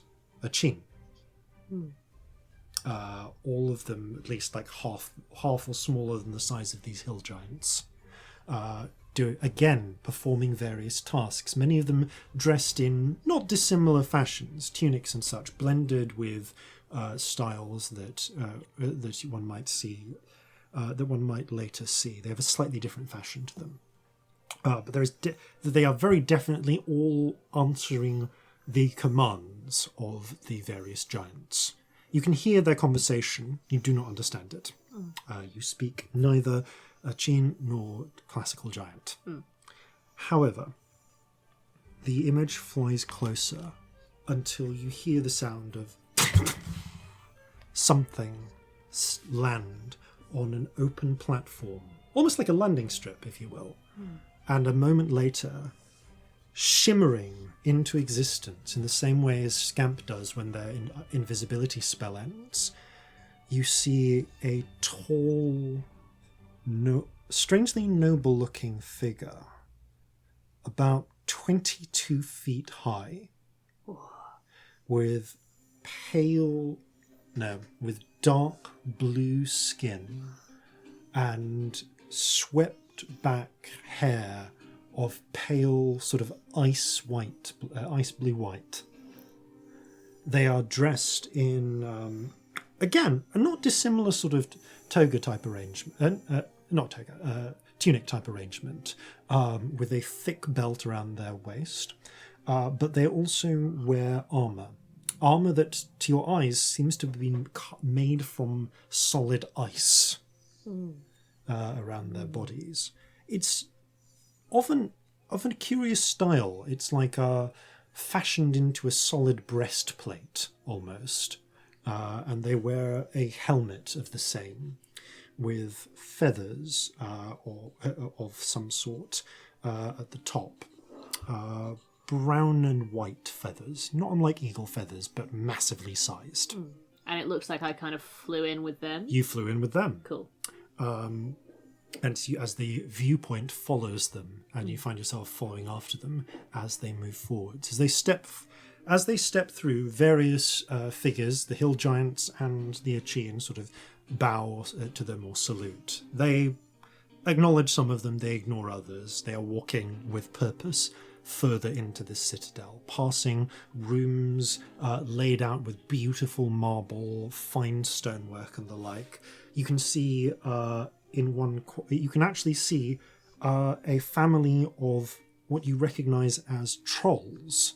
The ones that you, not unlike the ones that you saw in Arothator's lair, carving stonework. They're actually currently working on a series of breathtakingly beautiful murals. All of them, by the way, have large tables stacked with all sorts of food nearby, and they are just habitually eating as they work. In fact, everywhere this figure travels, there is always somewhere with baskets or bowls of food within easy reach, and a lot of it. As you notice, actually, all of the giants that you see on the giant kin are not necessarily eating constantly, but they are frequently snacking. Yeah. Or taking other bites of It's food. common to just eat small bits of food. Yeah, just eat always. It's kind of like halflings, if halflings were 22 foot tall. Yeah. They eat always, but Yeah, I always imagine Corzin with snacks. in fact, Corzin is laden with snacks. In fact, as you are walking, this happens. The ice-like giant walking past you, the frost giant, if you will, reaches into a pouch, takes out what frankly appears to be a whole roast cow, and just starts snacking on it as he's travelling, polishing it off, wiping but does take out a handkerchief and wipes off his hands and mouth before continuing.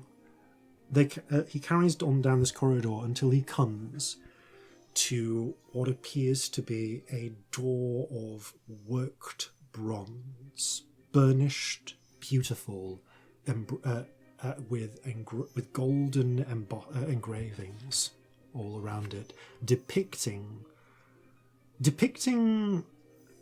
It's hard to say. It's somewhere between a family and a religious drawing and a hierarchy. You can see a tall there's not colour except for bronze and gold here, but you can and the hair is worked with gold and the crowns and so on. But you can see what appears to be a tall, noble-looking figure spread above the rest of the figures below, their arms spread in welcome. And you can see different tall figures arranged beneath them, each garbed differently. A moment. Just grab my notes.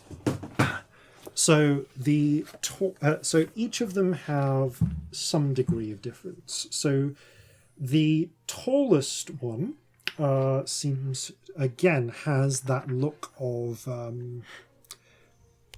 these sorts of tunics which seem popular, but they are,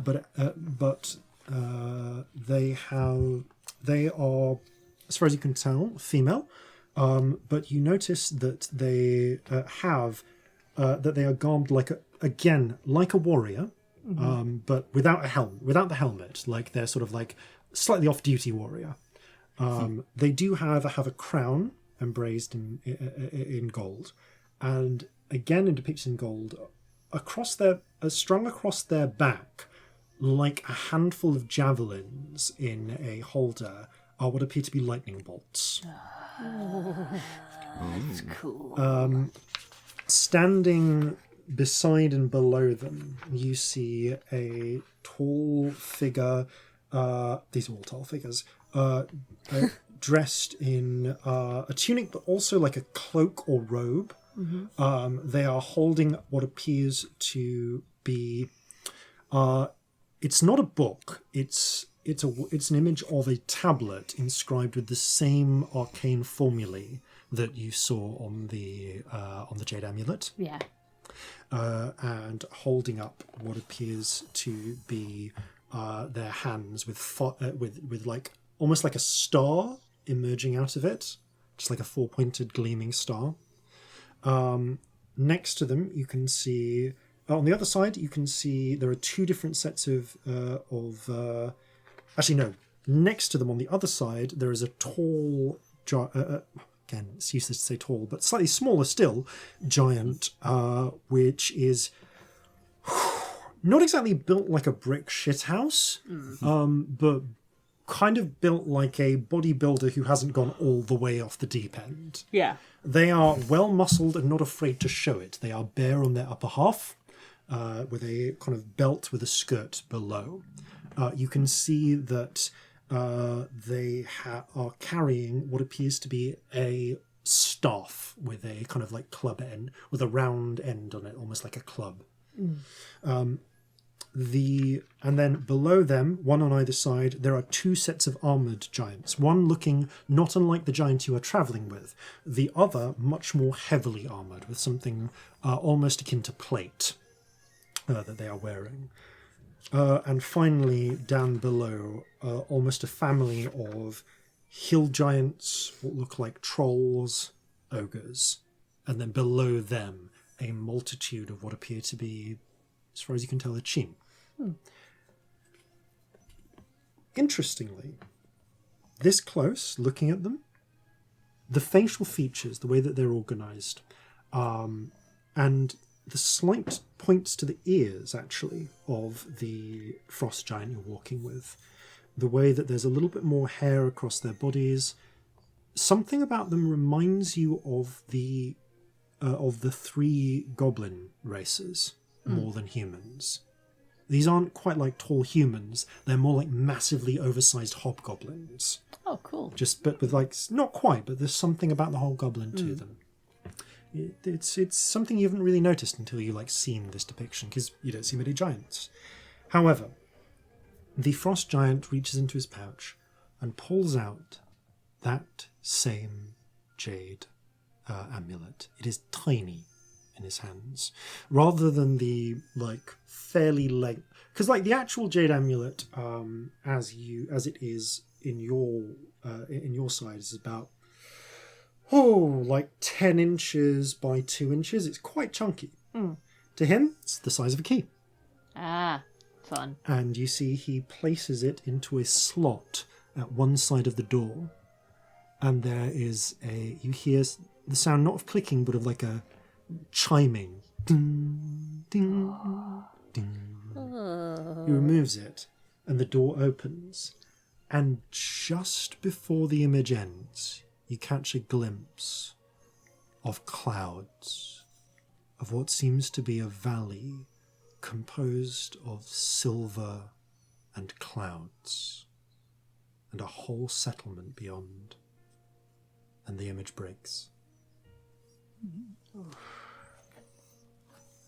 You're good at the describing. Anyway. Thank you.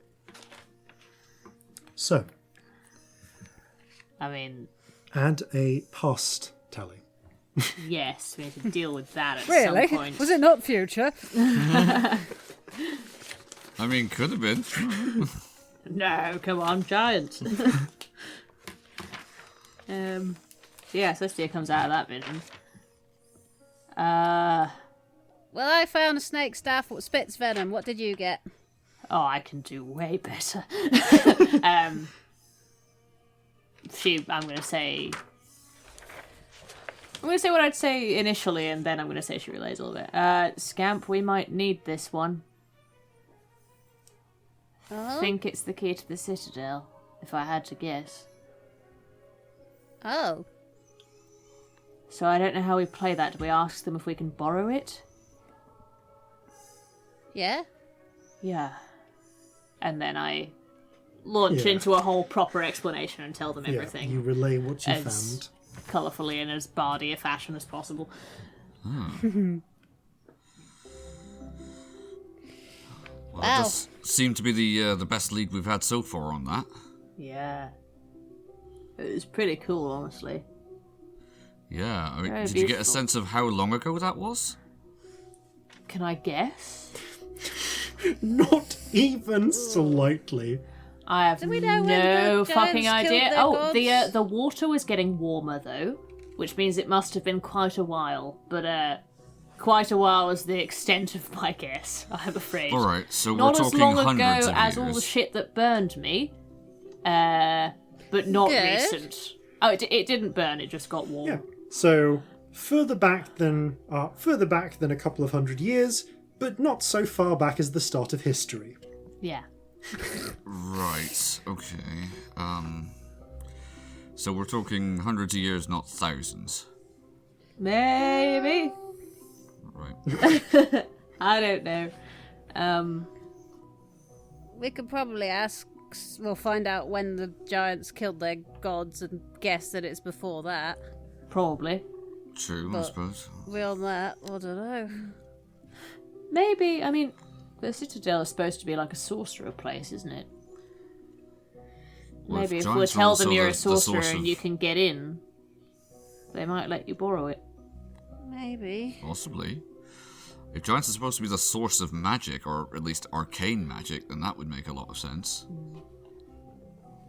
I'm glad we didn't leave it with that asshole, though. Yeah. No, It's due to Wow. go back and join the crown jewels of Assyria. I hate him. I That's tend the to think worst. that there is just no way he could possibly have known what he had on his hands here. Exactly. Any That's of why this it's such stuff. a bastard thing that he had it, you know? Somewhere someone has written a fic where the thing where like the Star of India, like the bit from the Grand Jewels, is actually like this mystic artifact, and it was meant to go somewhere. Nope, colonialism. Didn't Crown Jewels, yeah. Colonialism fucks everything up again.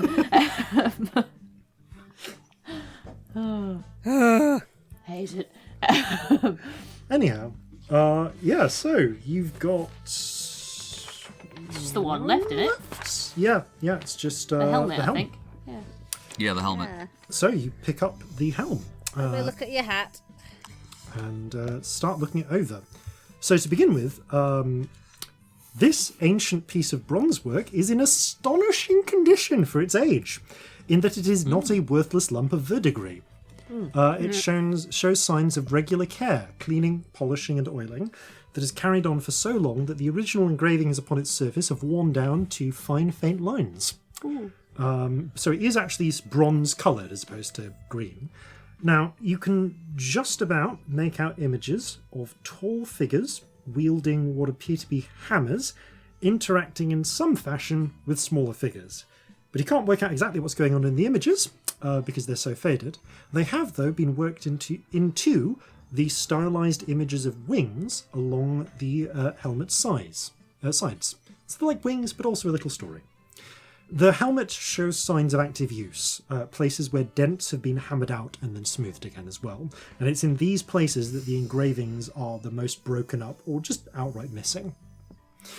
The images themselves are additionally broken up by flat inlays of yellowish-green tourmaline, placed at aesthetically pleasant intervals. The interior of the helmet is cushioned with soft animal hide, possibly doeskin. The helmet is long, conical, and designed to protect the face, neck, and head. There are thin, curved eye holes that permit vision, and a vertical slit beneath the nose guard allows for speech and breathing.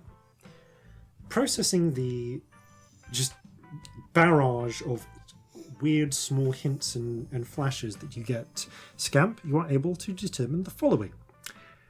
The Orinth helm, for so it is known, was fashioned by giant artisans nearly 2 millennia prior as a helm for their chosen champion among the armies of smaller folk in the Long War. When worn by an attuned user, the Orinth helm turns the user's skin to bronze, giving them resistance to all non-magical damage at the price of vulnerability to lightning damage. Once per day, an attuned user can channel the power of the helm's forges to gain the strength of a fire giant, strength 25, for 1 hour. Once this power is invoked, the user is beset by a terrible hunger. For the next 24 hours, they must eat as much as 20 normal humans to live. Fortunately, their metabolism increases to accommodate this consumption. You mean the amount that a normal human eats, not not 20 people, No. right? No. Okay. Yeah. Yeah, you are not compelled by the urge to consume 20 people. Wow. That would be a lot. You are consumed There's a by... whole fee-fi-fo-fum. Yeah. And bones and bread. Yeah. Although, Through my interestingly, the one human would probably accommodate that urge, Wow. if you were so inclined. Okay. So you can, yes, you can, if you wish, eat a person to accommodate having fire giant strength for an hour. That's crazy. Just glad Nadalin Falatza's not still alive. Yeah. Wow. But yes, this also, without significant modification, it cannot effectively be worn by Scamp because of the horns. Aww. Of course. It was like you might be able to get it modified, but I'm sorry, but just the horns, it wasn't built for it. I mean, maybe actually. Hold up. You try it on Scamp's head. I mean, it kind of fits in that it's large enough that it can go over the horns, but you've got this weird rattling situation. Because your That was head is quite comfy. small. It feels weird. Like, it's not uncomfortable. There is the soft cushioning, but it is just resting on your horns. It feels weird. I feel like if you poke it, it like swings off the horns. Yeah. Ah, Is there a weird, like, echo in there? ah. It's actually particularly strange, Scamp, because you feel it pressing a little against your horns. Like, as if it's trying to make itself comfortable in some way, but can't quite manage. It feels weird. I don't like it. Do you want to put it on fair someone enough. else? Yeah. Who? Corzin, you try it. All right, he takes off his tricorn and puts it on. He goes, well, if... Okay, the This is helmet gonna be- is a little big for your head at first, because you watch Oh. as the helmet shrinks down to accommodate Corzin's skull. I'm going to immediately try and take it off him. Okay. Oh, that's... It's as difficult to pull off as it is to pull a normal helmet off someone. Okay, just checking. Carry on. I'll put it back on him. Sorry, had a moment. Valid. That's what Yeah, happened with no, the braces. That's fair. Yep. All right, good to know, then. Do I feel any different? You feel a strange sense, like it's trying to, like there's a resonance to it, trying to connect with you in some way. If you were to spend an hour attuning to it, its effect might come about. Okay. So its effect being Resistance to resistance all to non-magical skin. damage, because your skin turns bronze, but you're also vulnerable to lightning damage. Okay. Weirdly, do you have? I forget. Do you have armor that makes you resistant to lightning damage? I do. It's Then it would the cancel his it out, waistcoat. and you would just take lightning damage as normal. Oh. Interesting. That's... Yeah, the dragon stuff makes us all Yeah. immune to lightning. Yeah. Yeah, it cancels out. I'm not immune to lightning. Oh. But if you drank from the turtle's wrath, you could be. Vulnerable to Pass. random damage for 24 hours, which is great, by the way. Ass. All right. Well, this doesn't seem terrible, although I'm not sure it quite goes with the rest of the get-up here, but... I mean, you'll then be a heavily He'll armoured start metal sort man.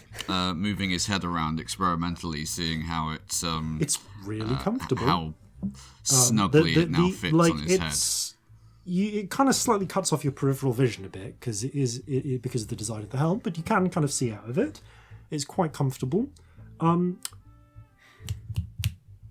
Who's got better? Celestia's got better perception. Celestia, Corzin looks a little bit more tanned than usual.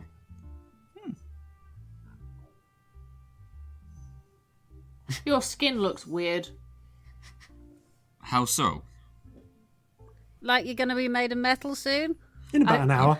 Yeah, I kind of like move my head around. Shiny. Oh. Yeah, now you mention it, it hasn't been that sunny, has it? No, it's No, it's you're more going to the be made of sheen. metal soon. Yep. You're turning into bronze, darling. That's what's happening. Alright. Possibly not the best thing right now, but good to know, and he does take the helmet off. Okay. Over the course of the next, you had it on for 2 minutes. Over the course of the next 2 minutes, your skin returns to its normal shade. That was interesting. Well, that could be potentially useful. Yeah. We will be super conspicuous for always, but we were already, so... meh. I mean, I think kind of, if we know we're going into a fight, definitely this is a thing to hold on to. yeah, I mean, hell, you'd be fucking intimidating if you were as armed as you are and also made of bronze and wearing a terrifying-looking helmet. Putting it on, you imagine that once this is complete... Right, you know the bronze colossus in the 1960s Jason and the Argonauts Yes. movie? The one with Yeah. with the stop-motion one. Yeah. Yeah. You kind of look like that, A but halfling if version of that. but if an ancient hoplite forgot most of their armor and then turned up in the 18th century and just made do with what they could find. Excellent. Not at all conspicuous. I do love the thought of Corzin running into battle as a robot man, though. It's really good. Yeah. Yep. Alright. Well, we'll certainly keep that... My god, like a 2'10" man with 25 strength. Jesus. That's absurd. So good. I mean, Genius. do you want to try it? You know, thank you for the offer, but I'm looking at it and I've just had enough of stuff with weird side effects. I just can't bring myself to want to put it on. That's You're fair very enough. welcome to the Yeah, fucking that's thing. totally valid. I thought I should ask. Also, it's much funnier on you. Does that. Okay, and with that, you have now identified each of these items. I'm glad it's not permanent. That would be something to explain to Molly. Yeah, maybe you should be into it. Who knows? He scratches his head slightly sheepishly. So, with that in mind, I think your next plan is to head out and prep and begin a jailbreak. Jailbreak. And that, I think, will be a good place to pick up after these, no doubt important, messages. Welcome to the Gilded Lily. We have all manner of things for your comfort. Baklava, tea, congenial company, an opportunity to like, rate, share and subscribe to Flintlocks and Fireballs and visit their Patreon. And no shadows in the basement. Only zombies. And welcome back. So, it's about 2:15 in the morning. You conclude your experiment. You conclude your identifications. You conclude your scrying. And you now know the way to the city hall. What's your next plan? Well, I think I'm gonna wear this amulet. Just I think saying. you should, honestly. You can unlock a lock. That's actually really unbelievably helpful I'm for having what it. we're It's about mine to do. now. I mean, I'll give it back if anyone asks, but it's mine now. Yeah. fair enough. I think we place it should on- definitely stake the place out just to see what the layout is from the outside. Definitely. And if there are any convenient walls we can break through. I realized we were talking about this on the break, but didn't say it on air. So say this now. So we might want to sound this Yeah. plan out for the listeners. If this helmet does indeed turn your skin into bronze, I think there's a fair chance I might be able to actually punch my way through a wall. I mean, That sounds amazing. it does. Not in the slightest bit subtle. Oh, so not subtle, but so funny. No, well, What if you I'm not cast saying- silence first? That's also a very good idea. I'm not saying it's necessarily the first plan we want to go with, but we want to keep our options open, don't we? It Yeah. would work. You might want to put the hat on now then to start. Hilarious. Right you are then. Scamp. As you place the amulet around your neck, you feel just a weird sense. Positioning this.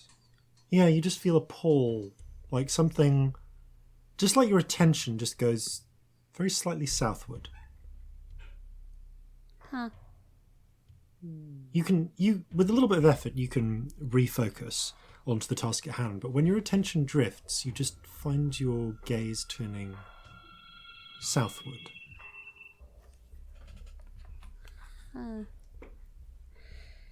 Right, let's do the thing. Yes. Okay. Or at least attempt to. Yes. So if you're doing that, then you spend an hour as as Corzin's skin turns to bronze. Can we go and do some scouting? You can do scouting first. while yes. we do that. Yeah. Like, Yeah. I mean, while he's attuning, genuinely, Sure. I'll say you can. because you don't have to We can just sit and and attune, watch. do you? Yeah. I suppose I'm going to have to worry about if I walk past any magnets. Good question. Well, actually, not if it's bronze, because it's not a magnetic material. Oh, I mean, That's do you have correct. to sit and attune? That's a question. Or Let you me just double check. wander about with it on for a while? I think you do actually. I think it does take. I think you have to rest. You have to tune on a rest normally. could we go and stare at the prison while we attune? Yeah. If you want to sit down outside for an hour. That's more or less Yeah. what I was thinking. Yeah. Okay. So you take the time and head up towards, head out and towards City Hall. It's not too far from the docks. It's a few streets removed, but you can see how it was a relatively simple move to take them to that part of the to take them there. City Hall is it's kind of been built in almost classical style with fluted columns and such, lots of white painted stone with a dome on top. There are long windows and the like, currently just of glass, curtains drawn. And there is a very impressive, moderately impressive, this is a colonial city, series of steps out front up to the columned facade.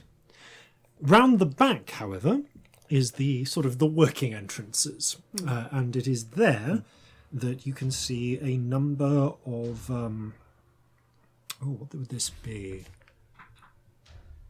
I think they would still be red-coated soldiers pulling double duty with the watch here, because it's technically still a military operation at this point. So there are red-coated soldiers standing guard. I mean, there's a couple by the entrance, but more around the back. And you do notice,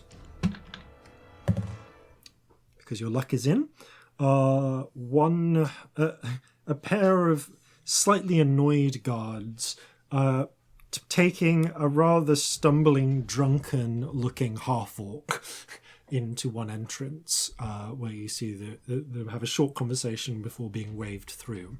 What looks like, you would guess, the entrance to the local jail portion of this hall. Okay. Looking at it, you can see that most of the building is sort of one complex, but there is a sort of walled-off rear garden. You're not inside, so you can't see a lot of details of that garden, but you can tell from the trees that there is a garden there. And it is sort of continues on onwards from the portion of the wall where the door where the guards drag that drunkard into are. Do you think you could use Marjorie to have a look inside? A pigeon's not all that unusual in a city. Yeah, I could give it a go. Yeah, I don't think anyone would notice a pigeon. Well, they might, but also if they do, they're not going to think anything too much of it, other than Hopefully chasing not. her out. Yeah, it's a pigeon. Okay. Where do you want to send Marjorie? Do you say there was a little bit of a gardeny bit? Yes. In there initially, and just have a look around. It is dark. Give me a stealth check with advantage for Marjorie and a perception check with disadvantage. Because her current form does not have night vision. No, it doesn't. I suppose it is her eyes, isn't it? Yeah. I mean, Yeah, her it's wisdom based on- It's better than mine, so let's not worry about that. I love that the pigeon's wisdom is better than yours. So stealth with advantage is 15. Okay. And perception with disadvantage is 15. Okay. Amazing. So Marjorie flutters off your shoulder and circles around, perching on the edge of the wall, kind of peering and looking around. Okay, so things you can see about the garden. First of all, you notice that it is lovingly manicured. It's a well-kept garden. The gardener clearly takes pride. There are a variety of plants native to the region, including some well-topiary trees. There is also, across one wall, a large and storied series of dents from various bullets where it has been used as a firing range. Oh, that's grim in a garden. Indeed it is. However, looking around the rest of it, you can see that there are several doors that back onto the garden with windows that look into it. These doors are not guarded because, well, they're behind a wall. So, peering through the windows with Marjorie's 15, she can, and you can through her sight, see a few things. Okay, so you can see 3 windows and 3 doors, appropriately enough. Behind door/window number 1, you can see what appears to be some sort of office or study. There is a desk, there are writing implements, there are not Tyrian style, well, not the vertical Tyrian style blinds, but the horizontal one. Not the horizontal blinds, but the vertical ones where you can twist a thing and the slats turn. Yeah. And someone has neglected to turn the slats before retiring from work for the day, so you can see into it quite clearly. The next one along has a much smaller, thinner window, and it is quite up near the top. It seems to it does not have curtains as far as you can tell. But it's also not really possible from this vantage point, without getting right up to it, to see what is inside. The third one is, again, quite a larger window, has Tyrian blinds, but these ones are closed, thus making it difficult to see what is within. Trying to think about how this is organised. Yes. These windows, by the way, are actually quite spaced out as well. So along the back of this area, there is further along a large at the fourth thing along this long wall is a pavilion of sorts, which opens up to a series of doors flanked with long, sort of almost like bay windows. And Marjorie, looking through those, can see what appears to be some sort of dining or reception area. Okay. But none of them look like they lead to cells, or are obviously going to cells. Not as far as you can tell. They all seem to be solid wooden doors. Ugh. Didn't they say the cells were underground? Yeah, they said under the, was it the magistrate's office?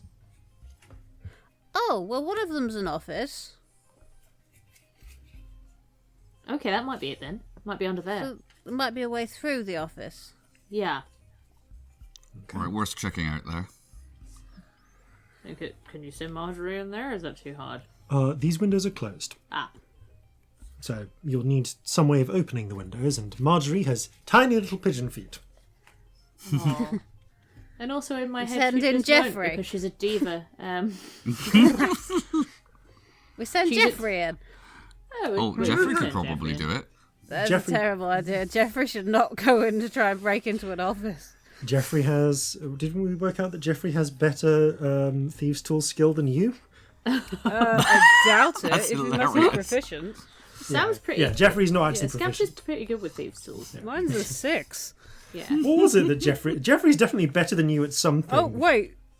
Jeffrey does have Thieves' Tools proficiency, but his modifier's lower, so I am just above him still. You are just above him. He's got a 5. That's insane. You're only I love just it. better than your monkey with thieves' tools. He's wiser than me. Incredible. He's got a better con than Celestia. Yes, he does have a better con. And I than think he has Celestia. the same charisma as Corzin. Jeffrey's MVP, and nothing will persuade me otherwise. That's entirely plausible, actually. Yeah. Yeah. Bring out the golden capuchins. So, with the office, is there a way we could get into it, like, from an outside wall? Is it, like, walled into the building? Does that make any sense? So there is a 7-foot. Well, they're security minded, and they prefer their privacy. So there's actually a 10-foot tall retaining wall around the whole of this garden area.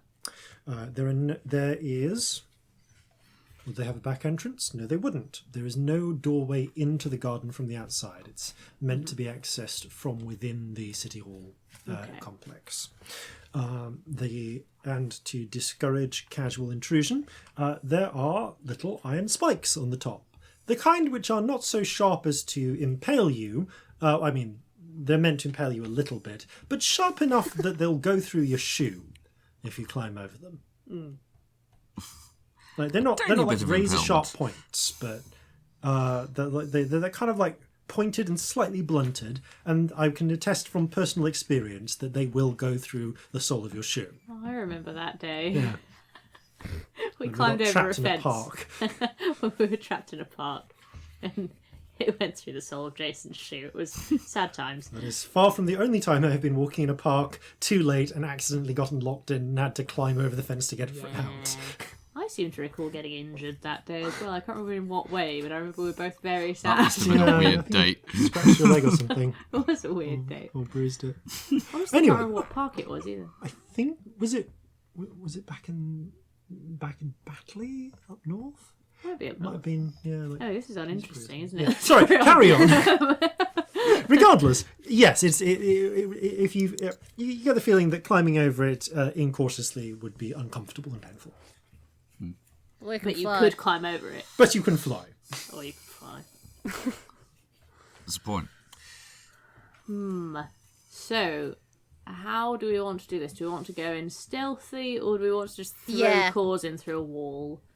I mean, that sounds so good, but Sounds I really so do fun. think we should try stealth. You are Yes. currently sort of like loitering a little bit while Marjorie does some inspection and studying. You said you want to spend an hour attuning. Do you want Yep. to do it leaning against this wall? I had pictured us sat somewhere nearby. I would like you to make... Like, not just leaning on a wall outside the prison for a whole hour. In which case, I would like you all to make a stealth check. Not so much partly for finding a place, but also for kind of like looking unobtrusive, sitting on a bench in the middle of the night. Natural Yeah. 20. 17, which is good for me. Stealth, that's 23. I don't even have that bad a stealth skill. My dice just know. So, like, no. You don't get stealth. Find... I'm assuming I've turned my coat the dark way. Yes, you've turned your coat the dark way, so you're Not impactful. stupid. So you settle down on a bench that is actually a street away, but like you can still get a view of the back. And there is fortunately a bench that has been provided for the ease of people sitting down. There is even a little plaque on the bench saying in memory. Saying in memory of Sir William Higgs, Who hated this place. who hated this street. Aww. Amazing. Because I know I love you, I those was waiting for that. It's brilliant. This is an excellent bench. I like it. So yes, as you sit on Higgs's hated bench for an hour, you keep a watch and you kind of keep a general watch. So perception check from Celestia or Scamp, Corzin, you're a bit focused on letting this I think skin adjust. Celestia makes more sense because Scamp's probably in and out of Marjorie land. Yeah. True. Fair. Yeah. In which case, Scamp, if you wish, you can make a perception check as Marjorie. Yeah, go on. Ooh. Ooh, that's good. Give me a good perception. I can't remember what the skill is. I'm having a moment, but that is a 23. 19. Okay. You keep a watch. You do not attract any real attention. A couple of drunks wander past at one point, but no one seems to peg your position. Nor does much change, actually. The guards that brought the drunk in come out about 15 minutes later, return to their watch, sans drunkard, who will presumably stay in the cells until the morning. But otherwise, little happens, apart from the fact that Corzin's skin gets darker and darker until it achieves the deep burnished colour of bronze. I imagine it's shiny as well. Shiny. It does reflect a little bit of light, yes. Yeah. It's like it's less like you become like, plates of metal, but more like your skin just turns into weirdly flexible bronze. Like Tin Man style. Yeah. Yeah. Oh, I was going to say, does he look like a human statue? Yeah, you look like a human statue. Well, I hope I Yeah, don't, one of the painted start... people. Yeah. Yeah. Yeah. But smoother. That's cool. It's a little bit more T1000 in how smoothly the flesh goes to metal. Fun. Well, I hope I don't need to be oiled now. You notice that as Corzin speaks, his voice has a slightly reverberant quality to it. Oh, you sound funny. Like That's a someone bit weird. talking through a pipe. Ooh. You sound great. Resonant. I like Your it. tricorn does actually fit on top of the helmet if you wish it to. Now, I have to ask, is this going to make me more noticeable or less? I think if we end up throwing you through a wall of a prison, it might be good if you look completely different the next day. So I'd say ditch the tricorn as much as it looks amazing on top of the helmet. Because if they're looking for a bronze man in a bronze helmet, and then there's you having normal skin in your tricorn. I was thinking this. The only thing we've got to remember then is that you won't be able to communicate with me if we get separated. Could you shove the plate thing in the side of your helmet? Could he indeed? You can. It's the same way that you fixed it to your original tricorn. You can take it out and slide it into the doe skin cushioning. Never mind then. Clink. Excellent. It's slightly cool against the side of the temple. I want to just flick Corzin and see if he sounds like bronze. This is fun. It still feels like getting flicked, but it's a very dull feeling. It's like you're a musical instrument. you can still feel the pressure, but it's very dim. It's like it's almost like you're under the effects of heavy painkillers. I flick a couple of different bits of him and see if it's different pitches. Slightly. What note is that? I try and play a tune. Perform check. What was that? Perform check. Yes. This is brilliant. Oh, dirty 20. You play what in another world would be Twinkle Twinkle Little Stars. This is the best day ever. Also, your fingers hurt a little bit from repeatedly flicking a metal surface. It's not the most fun instrument to play, but it's great. Anyway. Molly's gonna hate this, and little Corzin's gonna love it. Yes, he is. If we end up and keeping yes, this, she we is. have to do this in front of him because he's going to be so excited. Take an hour to do, but I'm down for it if you are. Worth it. I'll incorporate it into a puppet show. It'll be great fun. Yes. You can be a colossus. There we go. Okay. What even is our life right now? So you turn your attention towards the prison, which Scamp is to the south. Wait, no, it's not. You shift your focus back to it. Right. Do we notice them wandering? Make an insight check. 14? you do notice them glance off down the street for a moment before looking back to it. Someone over there? No. Not nearby, anyway. You've Right. got at least a vague direction, anyway. It's a weird answer. You alright? Yeah, I'm alright. Cool. Prison break. Prison break. Woo! Right. Okay, so Oh, how heavy's Corzin now? That's a point I was going to ask. Does his weight increase? yes, it does. It's only By your how skin. much? Only your skin has turned to bronze, but you now. What was your previous weight? Think My about. previous weight was a robust 38 pounds. Yeah. Okay, you now weigh 76 pounds. Right. I guess we wouldn't find this out any other way than me doing this. So I sort of like put my hands up and may I? As in like asking to lift you. Go on. I try and lift him. Like you can lift Corzin normally, but it's just feels like his weight has doubled. It's like the weight of a big person. Yeah. Well, no. Corzin is about a third the weight of a human normally, so it's like the weight of a large child. I know, I swear you're bigger than you usually Wait, are. did you say 76 pounds was that? Yeah. Yeah. That's like 5.5 stone. That's nothing. Yeah. Corzin is normally like 2 stone. That's like So tiny! the weight of a quite hench 10-year-old. Yeah. You're the weight of a hench 10-year-old. Yes! This is why This is such a good revelation! this is Your why we weight put doubled. halflings It's on still giant half eagles. me. I weigh 4 times as much as Corzin. Yeah, I think He's gonna get blown away in a strong breeze. I mean, it is a thing, actually, that I would imagine Corzin would have to take into account on particularly have to- blustery days. His weight hasn't come up previously, but yeah. Yeah, no, he is. Why have we never talked about this before? This is a great revelation. Oh yeah, when firing the blunderbuss, you actually have to brace yourself specially. Well, we established that if he rolls a natural one ever, I mean, lucky, but also if he rolls a second natural one, he is blasted off his feet. Oh yeah, no, I'm waiting for that day you roll 2 natural ones in a row because the bad luck is all gonna come back at once. Oh yeah, Jason's no. gonna fuck you up when that happens. Yeah. When halflings manage to roll 2 natural, when halflings manage to roll a natural one in spite of their lucky feat, you know what happens? They get stabbed in the chest on Weathertop. Yeah.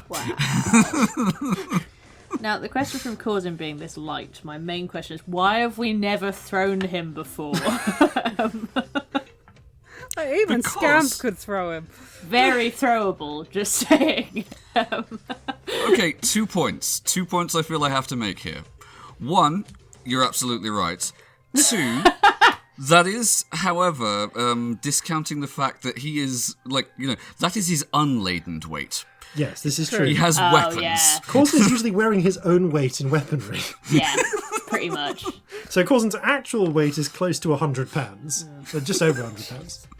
She kind of like puts down. You're not that heavy normally, I swear. You've sat on my shoulders before. That's true. Although I would imagine that this, and he just gestures broadly at himself, it's denser. Yeah. Oh yeah, wish we you could will show sink in Molly. the water. Yeah, Oh, that's the kiss us point. I mustn't fall in the water. That's alright, you can breathe. Yeah. They do it every True, morning. but that's not going to be particularly useful to me if I'm having to claw my way along the... Actually... Nope. Different thought, different time. Right. You're getting ideas, aren't you? I can tell. I could go diving to the bottom of the ocean without the need to... Nope. Look, different time. Different time. No. Your lungs I've would have tried problems. swimming really far down before for fun, because why not? You can breathe underwater. And it gets really, pressurized. You will crumple eventually. Actually, your skin being made of bronze would give you more resistance than usual, but even so, More There would still be Eventually. crush depths. You Yeah. will crumple. That could be a very, very big problem. Yeah, If we weren't too deep, though, by all means. Yeah. Backburner. Certainly, if we Yeah. happen to be in the, shallow basins or harbors or something like that. unfortunately, there are those alchemical pills you can take which counteract you getting the bends. Which is kind of Yes. amazing as a thing. when he'd get up. Kind of necessary as well. Yes, Yeah. extremely. Ben's are nasty. Yeah, the campaign ends with Corzin like coming back up and then just dying. Oh, that'd be such an anticlimax. Just out of nowhere, Also, just like such a shit reason to use up a dose of Phoenix Down. All right, so It's like, we've done it. We've swum to the bottom of the ocean. We've killed the Kraken. Let's go back up to the surface and boom. oh god, what a way to go. 2 years for that. And that, children, is why you've got to take these pills. You're going to come up quickly from the surface, from down below. I thought This that's whole the campaign going to turn out to be a Norrit tale. Yeah. Yeah. Aww. So it is. Anyway, you look, after a bit of focus, not south, but at the prison. What is your plan? Right, we should go stealthily over the top. Yes. What are we doing once we get in there? We're just trying to creep past? Are we knocking people out? Are we confusing people? We're going to try and get into the office Yeah. and find a way down to the cells. I guess we'd just disable anyone on the way there. Actually, If confusion's not a bad shout. I said confuse people. Yeah. And that was might gonna say- not be a bad idea. If anyone sees us, definitely confusion's a good idea. Great. I mean, they're going to be a little confused already. Are we doing the thing where we break out loads of people so that it covers who we were there to break out? Not a Depends how terrible many idea. are down there. I mean, Then if there's it's the worry just him or them, I mean, do we want to risk letting out people we shouldn't? We don't know what any of them have done. yeah. It's, Or if any of them are dangerous. and anything they subsequently do would be on us if we did. Yeah. And also you can cast the lock spell once Yeah. rather than But we might multiple need that times. to get into the office. True. Very true. I don't know exactly who this person is, but I don't imagine if they get out that hanging around is at the top of the list of their things they want to do. Yeah. Right, stealthily. Flying. I'd rather only cast it on 2 of us, if that's alright. That's fine. Do you want to do it on me and Corzin, you can sit on my shoulders? Yep. Okay. You cast the spell. You feel that buoyancy as before. Corzin's a little heavier this time. Ooh. There's me writing it to the god. Probably sat on it. Oh no. Oh well. Oh. Oh dear. This'll do. This is a Right. charcoal pencil. It'll do, but it's not a good option. That's not a good option for note taking. Just Can I slide ask- right off. Could I ask for a new stealth check, please, for going over the garden wall? That show's good. It's so good. Oh, For 14. 20, miraculous. Oh, that's a 9. Although I don't make noise, if that makes any difference. It's disadvantaged to see me. It's disadvantage to see you, isn't it? So Yeah. 14. Okay, that changes things. Okay. There is the pair of you fly, 3 of you fly up just below roof level and sail through the air, dropping down into the park. There's a brief moment where you hear someone shift around outside and a voice. Did you hear something?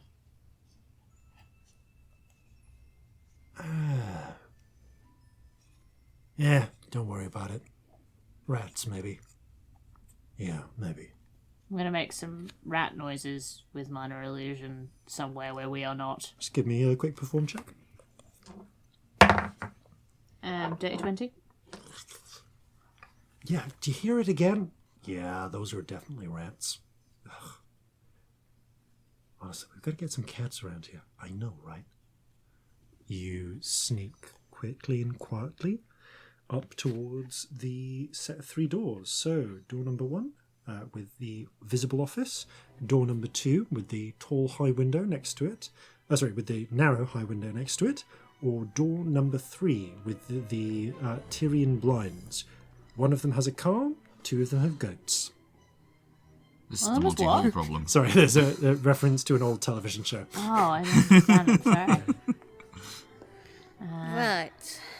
I was thinking more like Blind Date. Like...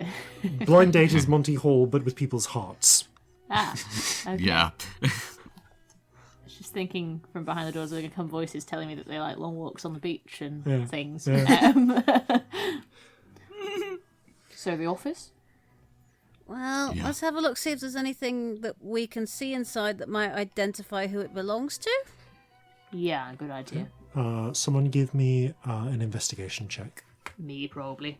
Yeah. With advantage because help? Or... Only you can't really gain much benefit. Like, there's only really enough space for one person to start. Oh, we're like peering in. You are peering okay, through. Yeah, different. What's my investigation? I can't remember what any of my skills are this evening. Like, I usually just remember them, but this evening my brain isn't working. That is a 15. Okay. Peering through, let me see. This appears to be an administrative office. You kind of take a quick look through. Someone has, honestly, whoever left because they were sick and tired of work because they've left their ledgers open. And you can see what appears to be a book of accounts, charting wages and equipment purchases. Would that mean it's the magistrate? This suggests accountant rather than magistrate. Nah, it's account, not right. Okay, so the other one, there's one with a similar sort of blinds, isn't there? Mm-hmm. Yeah. So that's probably an office too. Probably, one would imagine. Should we go there? Might as well. Yeah. Okay, you slip round to that one. Again, closed blinds. Can't really clearly see what's in there. What would you like to do? Have a listen, check there's no one in there. Okay, someone give me a perception check. Again, one person. I will listen. Okay. That is going to be a... Ooh, that's... 24. Okay, 24. No, sorry, 24. 22, rather, sorry. 22. Okay. You press your ear to the door and to the window. The window, don't really hear anything, but pressing your ear to the door as well, just as you're about to peel away, you hear just a very muffled someone coughs. There's someone in there. Right, good to know. Okay. It's sanctum in here, isn't it? Yeah. I think so. Out of character, does that mean that detect thoughts won't work through a door? It is a divination type. Thought so, yeah. Magic, yeah. Couldn't remember what the rules were on that one. Yeah. I mean, do we want to check the other door first? Yeah, let's see. Have a listen at the other one for a start. Can't hear Okay, give me another perception check. Again, Corzin, I think. it. Right. He's closest to the ground. It feels like a good Yes. place to listen. Maybe he's listening at the crack under the door, you know? Yeah. Listening Okay. at the crack. That's a 15. Press your ear. You don't hear anything. Nothing. Right. Okay, should we check for traps and things? Yes. Okay. Corzin That's your nods. Investigation check. territory. Well, I don't know. You're as good at finding them as I am. It's just Yeah, getting rid of true. them. Is traps investigation or perception? Investigation I'll for do it. traps. Again 15. You don't find any traps, but this door is locked. Okay, It's let's locked, try opening not it. trapped though. Okay. I'm not going to use the spell yet. Does that make sense? Yeah, Yeah. use it for if we really need it. Right. Okay, so which dice this one will do? Okay. Oh, 21. Okay. No more than that. 22. Okay, Nice. with a I was using Jeffrey's modifier. with a quick bit of careful work, you manage to get the door quietly open. It swings open noiselessly at your touch. Okay. You're able to make your way. You can see beyond. There is a narrow bit of corridor, which T-junctions at the end, and on the right-hand wall there is a door closed. Let's give it a look, shall we? Because there can't just be one way to the cells Surely. that goes through an office. That seems... There are Weird, people right? I know going in and what out you're all day. Yeah. Okay. So do you want to check the door on the right, or do you want to look around the corner? Either corner. There are two corners. It's a T-junction. Door on the right first. Yeah. Yeah. How do you want to do this? What Obviously, are not we looking killing at? the door, but Is there Murder just it! an open door? it is a straight up wooden door. There is no keyhole. Let's have a little listen then. Okay, perception check. Okay. Corzin. Natural 1, but lucky. Hey. Okay, that is a dirty 20. Okay, you listen at the door. You don't hear anything, though as you make your way up, you do clunk your head, and there is a very fine ding sound. But after a moment of listening out, no one seems to have heard it. Can't hear anything. All right, Trevor, looking here. How does this door line up with the other It office? looks to lead to the second door, to the second window, which was high and thin. Okay. Let's have a look in this one. Is it locked? Oh, is it trapped? Have a look for traps. Make an I mean, it seems investigation like- check. Is it trapped? Make an investigation check. Pew. Well, I probably don't know. That's a 12. You cannot see any traps, and there is no Fine. keyhole. Absolutely fine. Okay. Carefully open it. Okay, you take the handle, carefully turn it, and take a peek. It is a store cupboard. There are shelves and shelves of various small mundane objects. There's spare paper, there's stacks of... there are small boxes of pens, stationery, various things that you would need in an administrative hub. We made a very big deal opening that broom cupboard. There are some brooms. Well, we've proven that they're not particularly possessive of their office supplies. Yes, there is you a know. thin amount. There would be in the daytime a thin amount of light coming up from that high window, but they haven't wasted walls. They haven't wasted putting a window in much of this room because then they have more space for shelving. Well, yeah, Is there personally, I always paper? keep my stationery under armed guard, so I'm shocked. Is there any paper? There is lots of paper. Does it have like a letterhead on it? Ooh. Roll an investigation check. It's a very good question. I've just thrown that dice somewhere completely random. That's a 13. 13. I just threw it up in the air, nowhere near my rolling tray. Oh dear. Not that you can immediately see, but are you willing to spend a minute looking? Nah, but I'm going to steal some paper Okay, you grab a small wedge of paper. You now for my have. drawing. Yep, you now have a wedge of paper.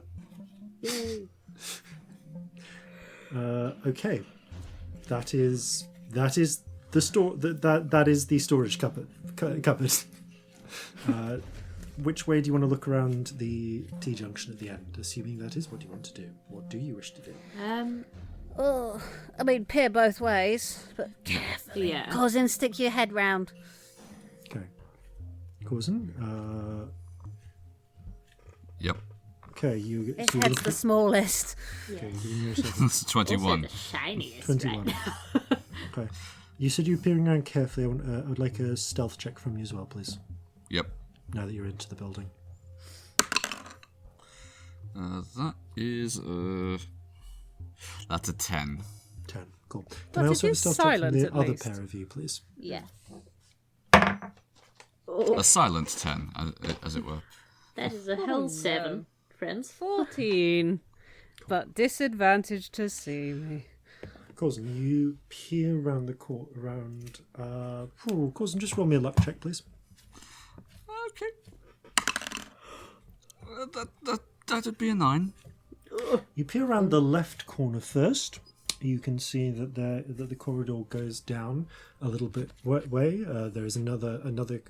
It turns off to the left, presumably to that first accountancy office, and to the right there is a door that leads somewhere else.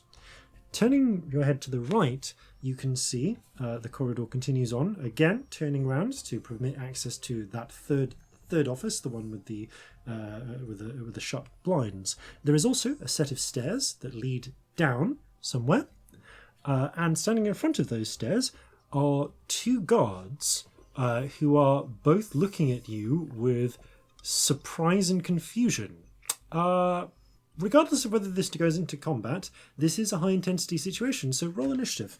Yeah, I immediately want to do something, so... So do I, but that's not going to happen. 23, I might be able to. Oh no, that's a 7. What was Scamp's? 7. Okay. 7 for us both, then. Okay, and let me just roll for the guards. Okay. So, Celestia, you glancing down, you see Corzin's eyes widen as he notices. Oh, look where he's something. looking. You quickly spin round and Okay, and see 2 guards. my immediate reaction is I breathe in, and the rainbow spirit kind of Inhales into your lungs. yeah inhales into my lungs. I go and sort of gesture as though blowing a kiss and blow it out, and rainbow gas goes towards them. I'm going to cast Confusion, which is wisdom save. I do have the spell at the back of my notebook, so you don't need to find it. I don't. Because they rolled in order a natural 19 and a natural 20. Fuck 'em. Balls. Big balls. And seeing you do that and feeling something happen to them, even though it's not clear, these guards, they're trained, they are going to shout out. They're going. One of them is going to call out, "Intruders!" While the other one is going to level. It's actually their interior. They are basically on guard duty, so they don't have. It's not like they have guns drawn. They're slung across their backs. But he is going. They are both going to pull up truncheons and raise them threateningly. And the other one is going to hold. They both kind of hold action. And actually, no. They would call out Stout. You there! Surrender! And they are going to run forwards, I think the pair of them, and hold action to presumably use their truncheons to try and subdue you. Just trying to decide if there's anything So else. the pair of them are now in melee range of Celestia and Corzin, but not Scamp, who's a bit further back. And what Have they will they do... come further enough to sit round to see round the corner? Can they actually see me yet? They're at the corner. I think with the stealth roll you rolled before, knowing what their passive perception is, they don't immediately notice you. Cool. But they do notice Celestia and Corzin, and are now in melee with them. And what they will do depends on what Corzin does. I'm just having a look if there's anything I want to do with a bonus action. Give me 2 seconds. Cool. As they are Okay. they are calling you to surrender. I think I'm just gonna give a glance to Corzin, just go, help. And, you see an awkward flash, which is the best way I can describe it, of rainbow, and you get inspiration, my darling. Okay. D8 when you want it. Right. Excellent. I can't actually. Well, I mean, I'm in melee with them, aren't I? You're in melee range. They've not yet attacked. But Right. they have but they are demanding that you stand down and surrender. All right. I'm going to attempt something potentially a little bit dangerous. I'm going to attempt to grab. Like they've got their truncheons out, right? Yep. Yeah, they do. So I'm going to attempt to grab them both by the wrists and pull them down so they clash heads. Oh, okay. As you do so, they're going to release their held actions and both. So they both attempt to get in a truncheon strike as you reach up. No. Okay, one of them manages to hit with the truncheon. Okay. It's cocked. And you would take 5 points of damage, but you actually take 2 as it clangs against your bronze flesh. Boom. You then grab them. Okay, for the purposes of this, I'm going to call this 2. You can make 2 unarmed attacks. So 2 unarmed attacks. Okay, one second. So using your strength modifier and proficiency, and then 1 plus your strength modifier per damage. Right, because my strength is effectively 25 right now, so that's a plus. Only if you have used if you are choosing to use the fire giant strength. You can if you wish. Yeah, to be honest, Okay. there's no reason not Let's to at this let's point. assume that it was part of your plan. So you already engaged this. So Yeah. Before you entered. So I forgot to say this then. When you decided that you wanted the strength, and which I guess you do at this moment. Normally, you'd take an action, but you would have set this up beforehand. You feel just like your blood heat, but really heat. It feels like fire is running through your veins, and it hurts at first, but then you get used to it, and you just feel hot and strong.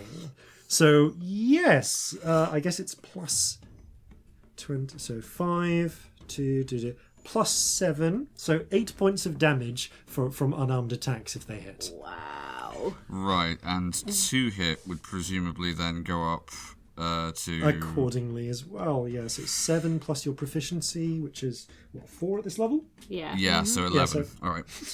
Wow. Okay. Basically, I think anything but a 1 on these fine folks might do it.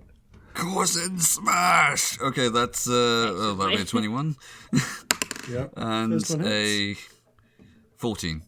Okay, you grab the pair of them and by the heads as they get in and smooch them together.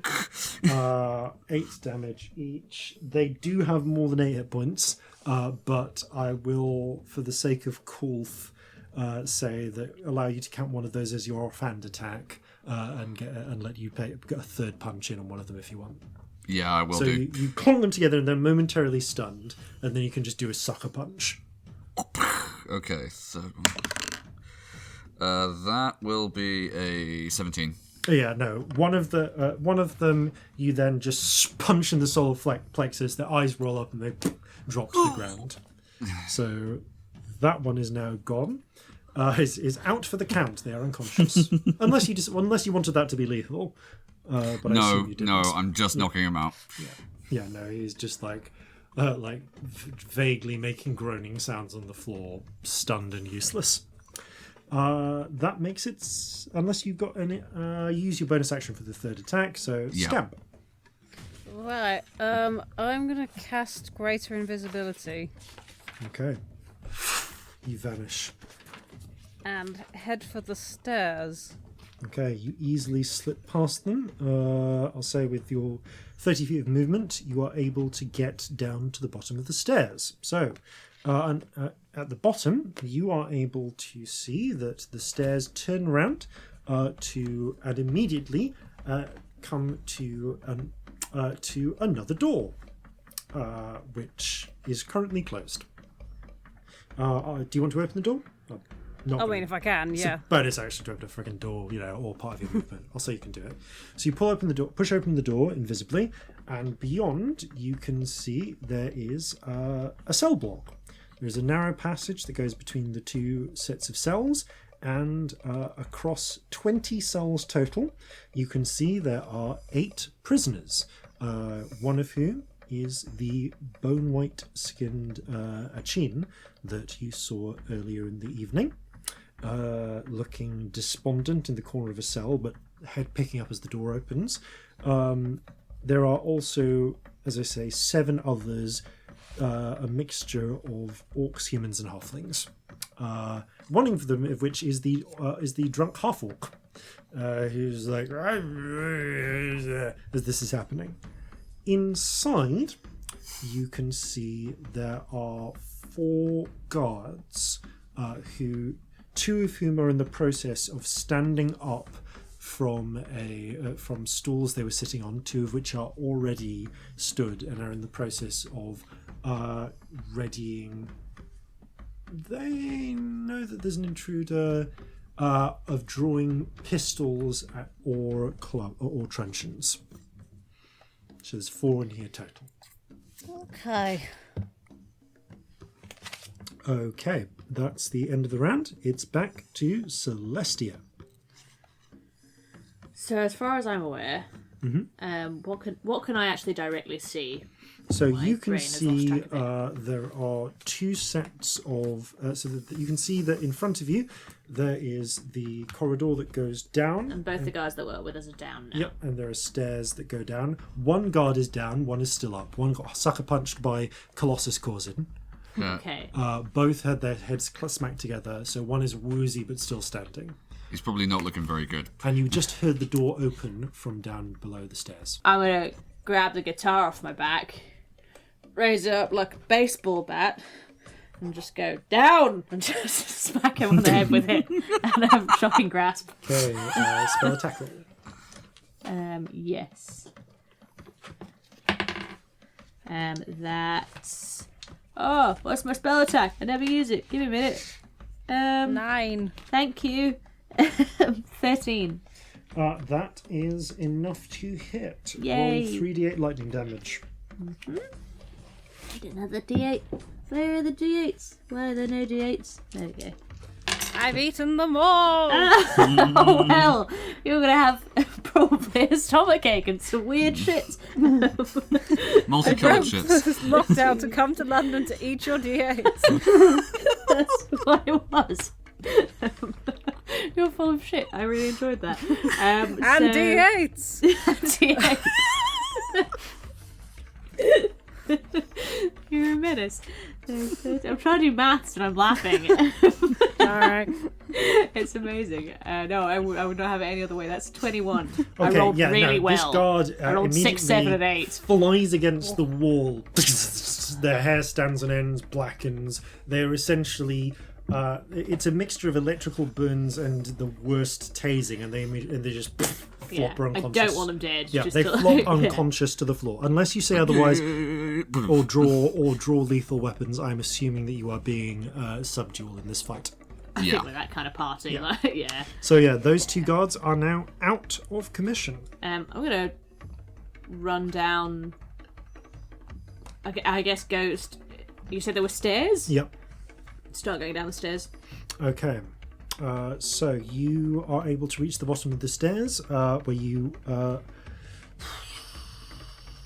I'd say Scamp, hearing Celestia come, you're able to pull to the side to avoid them bumping into you. That would suck. Yeah, so but you see the same sight as Scamp does. Many guards. Yep. Yep, 4 Well, 4. guards and 8 prisoners. Okay, at this point, the 4 guards, seeing you, are going to attack. Oh yeah, no, it was a dumb move to come down the stairs, but I didn't know they were there, so I did it. Yep, so seeing that happen, the 2 at the front are going to pull to the side for a moment while the 2 behind both unload. Yeah, they're just gonna... they heard weird crackling sounds, shouting from above. Something weird is happening. They're gonna shoot first and ask questions later. So Fair. they take 2 pistol attacks at you. Well, one of them pings into the wall and ricochets off harmlessly into the corner. Another one, however, gets a dirty 20 to hit you. Mm-hmm. So you take 7 points of damage as it glances. It actually hits the dragon skin, and you just get a heavy bruise rather than it puncturing. There's dragon skin. Okay, so the other 2 are going to run up and try and subdue you with their truncheons as well. And 17 hit your armor class? Yes. Okay. One of them manages to get in a stroke with the truncheon and deals 5 points of damage to you. I'm still doing fine, really. That's Okay, fine. yeah, it sort of bangs off your forearm and you feel a Ow. sting, but the dragon skin takes most of the blow. Fuck off. Okay. Then, from up above, you hear the sound of the door banging open. As Corzin, you glance behind and you see on the opposite end of that corridor, a door the door that went the other way bangs open, and 4 more guards rush in. These ones pistols drawn, and are going to take shots at you, Corzin. Okay. So 16. Nope. Okay, so not the first 2. 18. That hits. Okay, 18 and 19. So 2 of the shots do strike. And you would take 5 and 9, but you actually take 2 and 4 damage as the shots strike you. But and although you feel the hits, they are blunted and muted as they ricochet off your bronze skin. Okay. Interestingly, where they break the skin briefly, a tiny bit of the blood that trickles out is not red, but appears to be weirdly like blue, like bright blue, like copper sulfate blue. Oh, of course, because, yeah, chemistry. Big copper sulfate. That's weird. It's like certain crabs have that colour blood for that reason. Yeah. So yeah, you have. Your blood is now copper sulfate bright blue. Okay, so that's their move. And, okay. I think that makes it. Yep, the guards who were originally there are now unconscious, and out of this fight, it's Corzin's go. So there are 20 feet from you, 4 guards, 2 in front, 2 behind, firing their pistols. Okay. Since they've kind of seen what's happened, have decided, nope, shoot first, ask questions later. Fair. And they've just let off a gun, so there's no way we're stealthing Oh this yeah, now. no. There have now been multiple gunshots. Right. This is now a loud situation. We fucked up here, didn't we? No, we're all right. I'm thinking. Whoops. Actually, it makes more sense for me to use my my fists than my belaying pin at this point. Fair enough. I think the belaying pin has the possibility of adding slightly more damage, but it's up to you. Style is up to you. Well, hang on. If it's plus my proficiency, then that's a guess D4 plus 4. Yeah, you'd be able to add a D4 plus 7 because it's still plus using 7. strength Ah, as the base okay. for a belaying pin. In which case, then, I will take out the belaying pin and get a whacking on all of these guys. Okay, I'll say you can get. If you're offhand, you can punch as well Yep. if you want. So you Fine. get two belaying pin attacks and 1 offhand punch. Right, fine. Okay, so first belaying pin. That is 15 to hit. Hits. For 10 bludgeoning damage. Okay, you smack one in the ribs so hard you hear it crack. They hit the wall and just slump to the ground, and they're just out of the fight. They are groan. They're not unconscious, but they are just like holding their ribs, groaning and whimpering, unable to fight. 2'10" man whacks a full-grown, I assume human. Oh yeah, these are human. The ones at I'd say the 2 at the back are humans. The 2 at the front are halflings. So since this is one of the ones at the front, you actually you send this other halfling flying. Okay, second one. That is a 17. Hits. Roll damage. Oh, that's 11 bludgeoning damage. This halfling flies to the ceiling, smacks it, and then falls down in an unconscious heap. This is legitimately terrifying. Yeah. The fucking bronze man just starts throwing you all around. Yeah. Like bodily. Okay. Okay, that was my just straight up fists. That's a 13. That hits. Where do you strike the human? One of the humans behind. Yeah. Oh, where do I strike him? Yeah. Oh. I'm sorry, it's got to be done. It's straight in the happy sacks. Oh.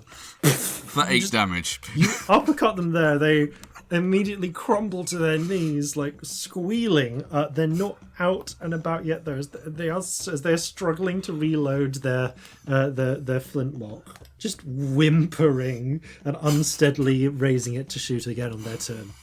Oh dear. Okay, that is your turn. Yep. Scamp. I want to get to the cell with the person in. Yeah, you. The 2 guards at the front are blocking the way, so I need an acrobatics check from you to slip past them. Okay. Or athletics if you want to shove them. No. Do I want to do a -1 thing that says I'm immediately there? No, I don't. That's terrible. That's a 6. 6. Okay, you try and slip through, but one of them just happens to move in the way that they bump against you. You go, wait, what's that? So they've noticed something, but you are unable to move past them. It doesn't use up your action. Oh, Knock has a 60-foot range. Ooh. Okay. I cast Knock on the door. Okay, with a loud ting, the lock unclicks and the door swings open.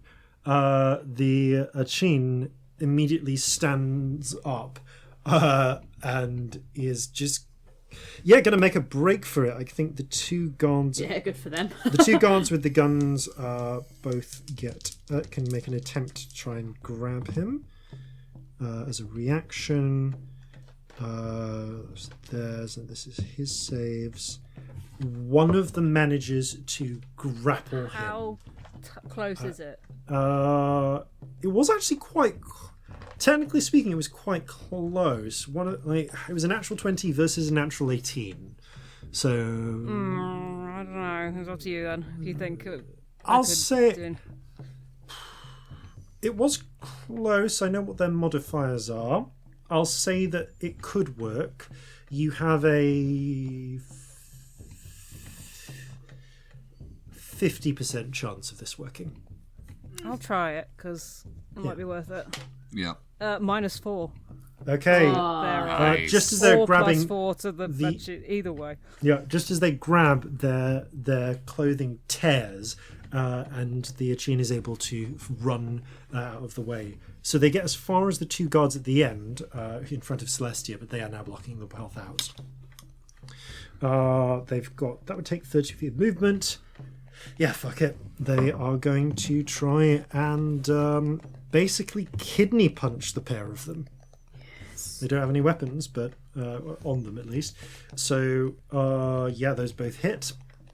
They are not Corzin, but they do ram their fists into the kidneys of one of the guards, who takes 6 points of damage.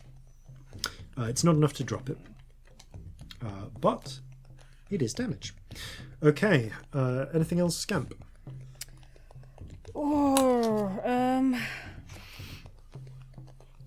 Trying to work out if it's worth a cantrip, because that counts as casting a spell myself, doesn't it? Using an item. Yes. Yeah. Okay. I'm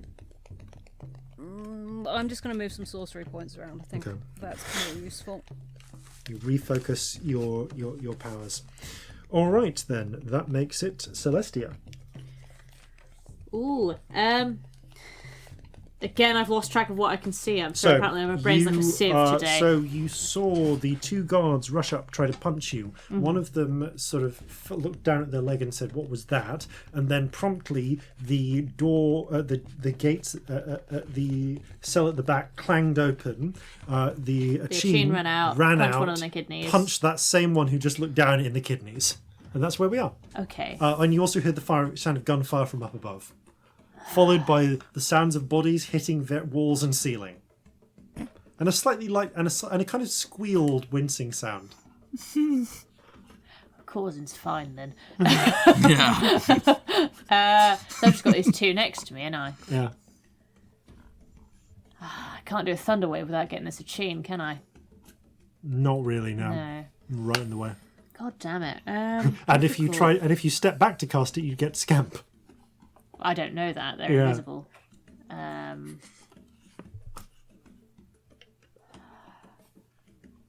Bugger, that's my instinct. If you stepped back 10 feet, you could do it. No, step back right to the edge of the corridor, you could blast the two of them. Yeah, do I have any way of knowing Scamp's there? Roll an intelligence check. 17? Okay, you notice the guard look down and go at his leg and go, "Wait, what was that?" Fuck, so I can't. Yeah. Knowing I'll be enough, fine. knowing enough about Scamp's behaviour in the past, that's enough for you to put it together. Okay. Especially because the door just clanged open, like there's clearly magic going on. Scamp must be around, but you can't see them. I'll be fine. I do also know that they're looking alright. Fuck it. Okay. Sorry if I hit you, I just step back. Down with the guitar that's still in my hand. Big old thunder wave. I'm going to keep it to level 1 because I don't think these guards are like super terrifying. Especially the one that just got kidney punched. Well, yeah, that's what I'm thinking. Yeah, so roll damage. Sorry, I can't What remember what the save damage is is. I it? haven't used it in ages. Con. It is con save. Loads. 24. Excellent. Oh, I do need a concentration check though. If I'm going to take some damage. Natural 20. 8 damage. Got to a level 1 spell in ages. Okay, it's enough to drop the one who got kidney punched. They get blasted Not away. quite the other one. The other one gets blasted away, but manages to steady themselves. They're still in the fight. So the path is cleared. But the path is cleared. Yes. Anything else in your turn, Celestia? I'm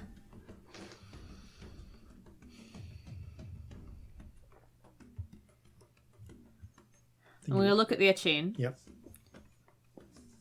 Follow us, we came to help you out. Flash of rainbow inspiration. Because I think that's interesting. He looks wary, but the door swung open. There's magic going on. He seems inclined to trust that at least you'll get him out of here. Mm-hmm. He will and starts to move as if to follow you. He also now has a D8 if he wants it. Thank you. Okay, so that makes it... I actually need to roll him into the initiative. Okay, I now know where he goes. So, that means it is time for the jail guards to take their actions. So the one who got shoved back, do his job or face the obvious threat. Go for the woman who just conjured thunder with a weird guitar. The 3 conscious guards are going to fire at Celestia. Fair.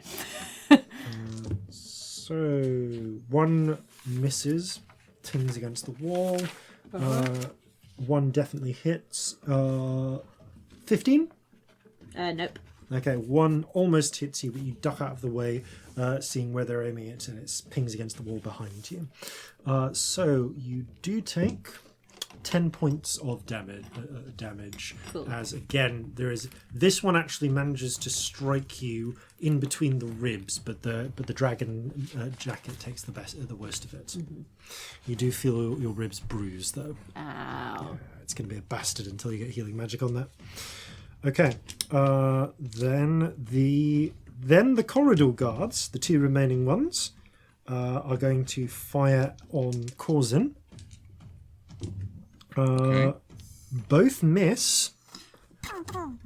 At which point, another 4 guards pour out of the door behind them. Oh, come on! You've kicked the beehive.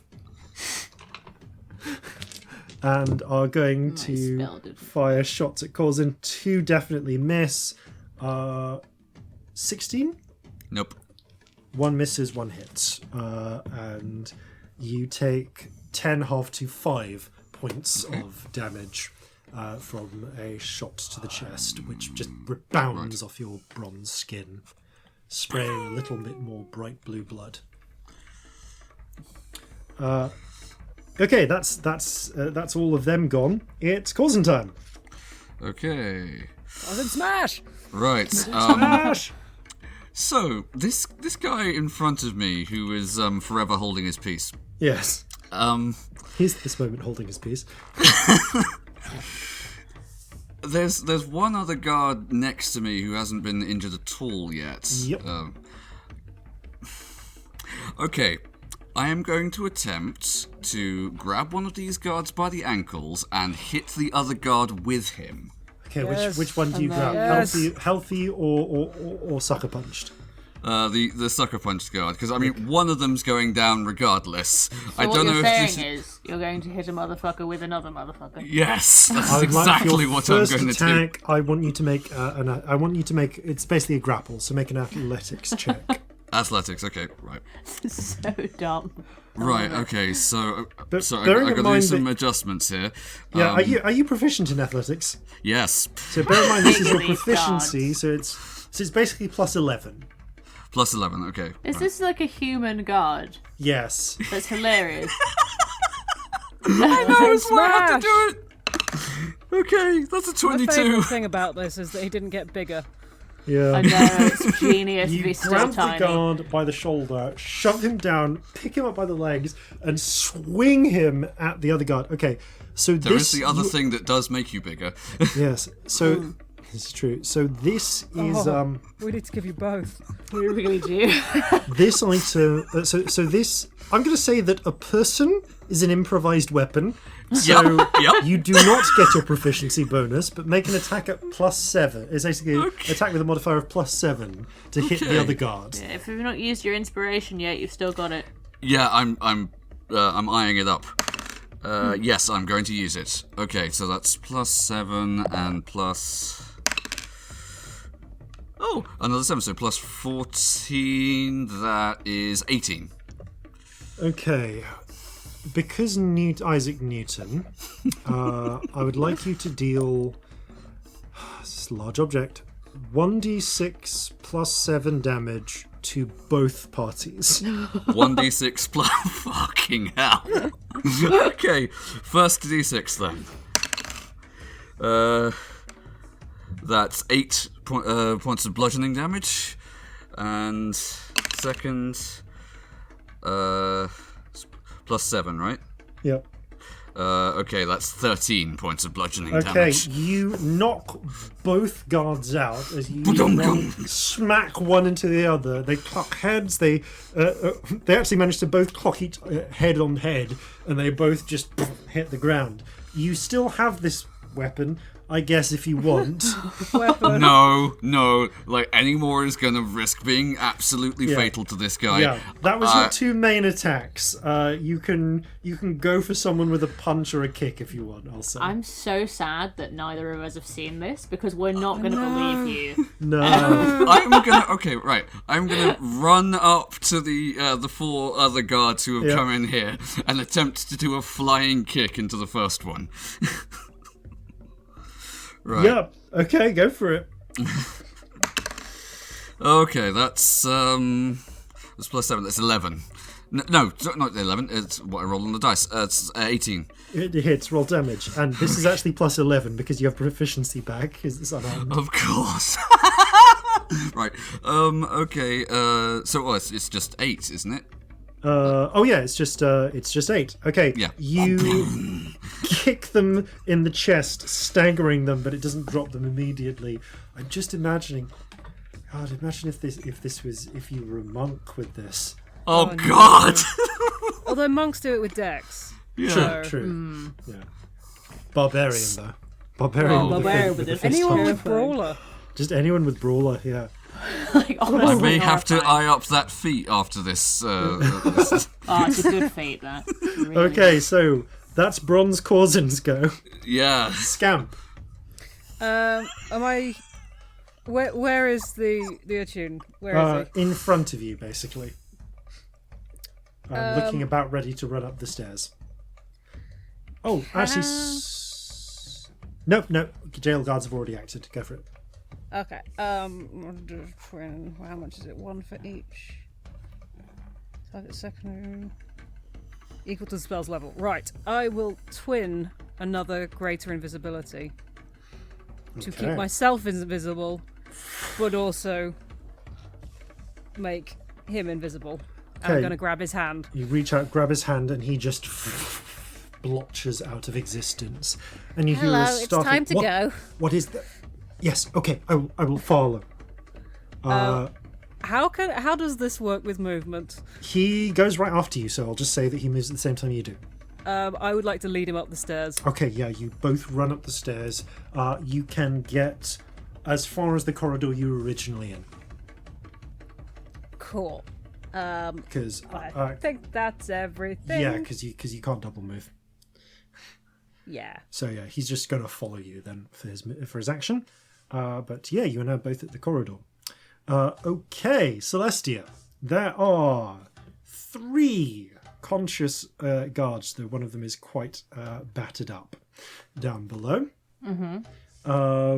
And yeah, 2 are firing at you. All 3 are firing at you. One is smacked about a bit. One is unconscious. 7 prisoners who are kind of like rattling in the cages, like, hey, let me out as well. And what the drunk one is more. How many guards / prisoners could I get in a 10-foot radius sphere? You could get radius. You could get the 2 at the back, and also I'll say 2 more prisoners. Or you can get the one at the front who is already quite injured, and 2 more prisoners. Okay. I'm going to go for the 2 at the back. Okay. And however many prisoners. Yep. What do you do? Yeah, okay, take 2. And just breathe in the rainbow spirit. Blow it outwards. And attempt to cast fucking confusion and see if it works this time. Oh boy, does it work this time. Yes. They are confused, and that will affect them on their Yeah, turns. I've got the full effect if you need it. Cool, thank you. It's alright, I vaguely remember how this works. And I got the thing. Okay, so speaking of which, it is their turns.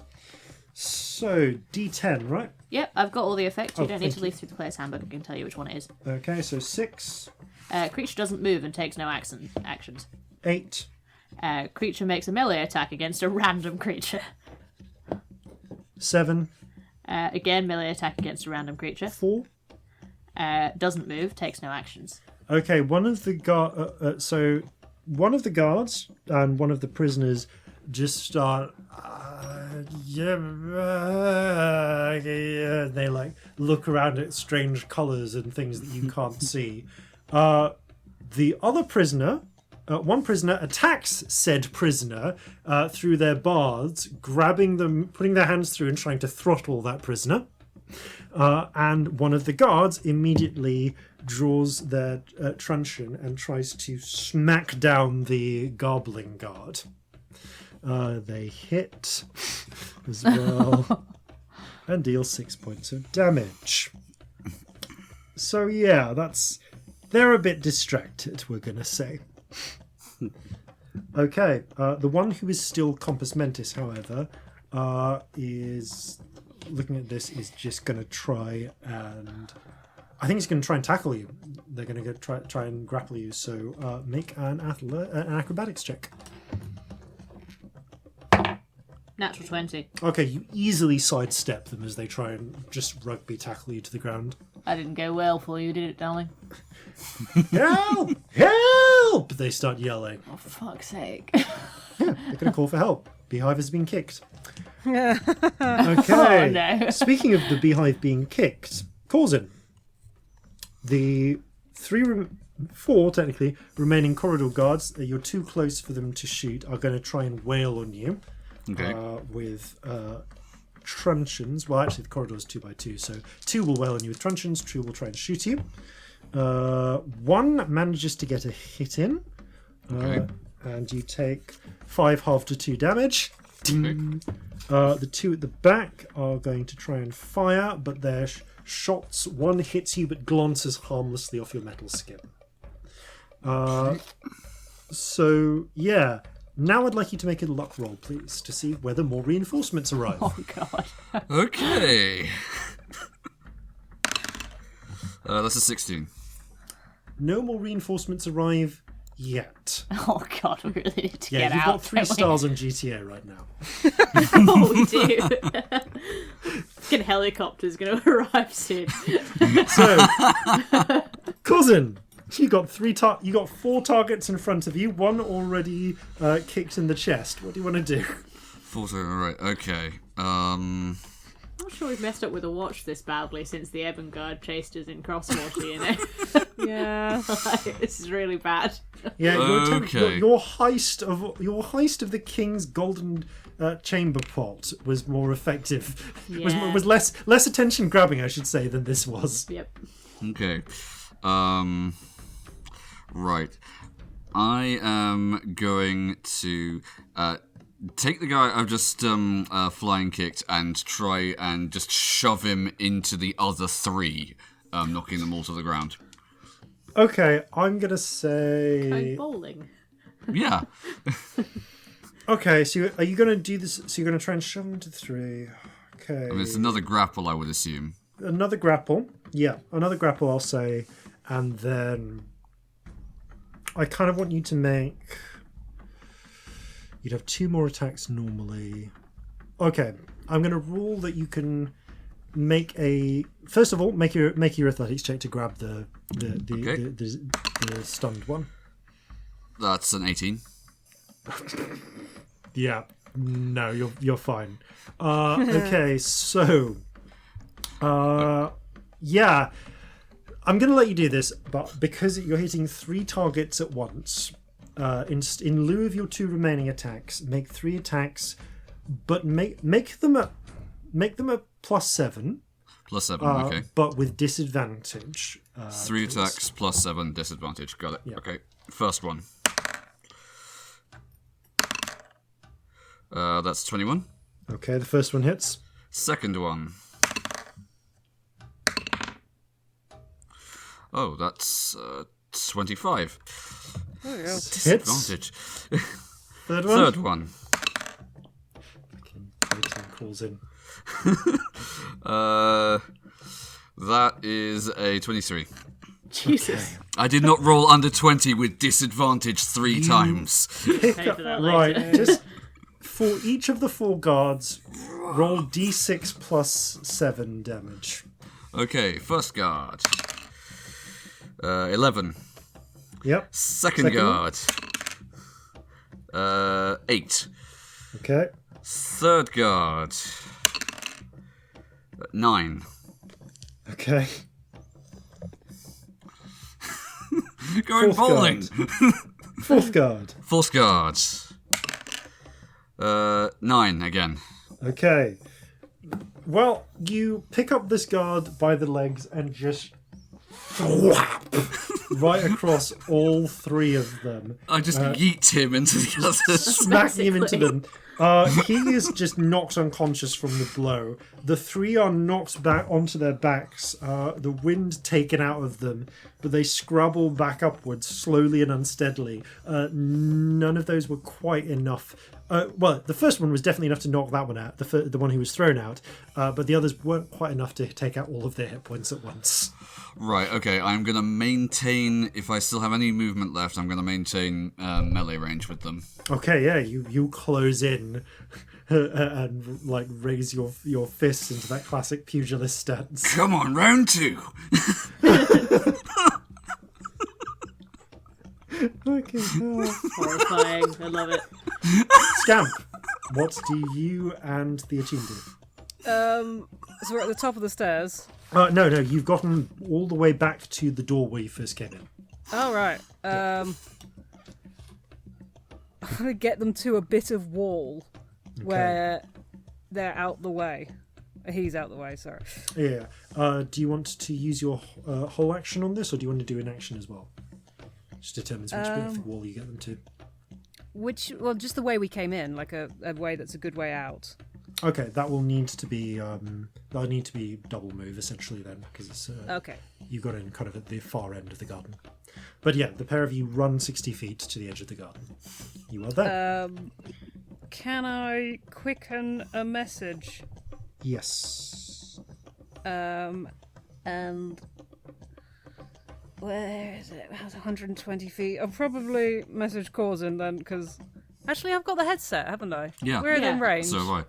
Yeah. Okay, you touch the headset and Is it going to work? Oh, hang on, we're sanctumed. Does it? Yeah. and you Yeah. say your message, but they don't hear it Balls. because you're now outside. Look, of the I know sanctum. there's a sanctum. I know I'm outside the sanctum. But am I? No. But the point is that you Yeah, can't send you can't messages do it through into a it. sanctum barrier. Yeah. Within they'll Oh, work, but bugger. not through. Then I do nothing. Yeah, you send that message and then I realise. don't think I even do that. I think I get to go. No, never mind. Okay, yeah. So Because I know it's sanctum. I'm highly aware it's sanctum. yeah, Because I hate it. The Chin Yeah. has run with you. The Chin has run with you. True, but if you do send the message, then you find that you have passed through the sanctum barrier and thus are no longer sanctumed, which is worth noting. Now, Celestia. Yeah. One guard tried to tackle you and failed. The other two just were. shouted. I have Yeah. the stupidest and least helpful impulse. Go for He it. just starts shouting, and she just goes, "No!" and just like smacks him with the guitar. Go for it. While you're shaking grass. Be quiet. Best Like, impulse. That's actually really good. It's 26. Yeah, no. Just. What's the damage? I will roll it for you. Again, like decent 15. Okay, yeah. You immediately smack them on the back. Electrical burns and tasing happens, and they just slump unconscious. And I guess I'll run up. Yeah, you run up to the door Yeah, basically. run as far as I You can. see Corzin You see Corzin as he knocks down 3 guards with another guard, surrounded by just like a pile of unconscious or groaning figures. You can also see blue blood spattered on the walls from where the slight shots have managed to just spray a little bit. You all right? Oh, you look fine. Honestly. Never better! Great. Carry on. It's weirdly metallic voice. Okay. Yeah, you get to the door. Down below, the guards who are not unconscious burble and try to club each other. In fact, it's the same ones. And yeah, they club that one unconscious. So there's now one confused guard down there. And several weirded out prisoners. Yep, apart from 2 of the prisoners, one of whom starts screaming, trying to drag themselves away, the other of which is still strangling them. Oh god. So they're not very well because they're able to scream, but they're making a good shot at it. They grab them, bang their head against the cell bars, but don't manage to knock them unconscious. Yeah, you leave that mess behind.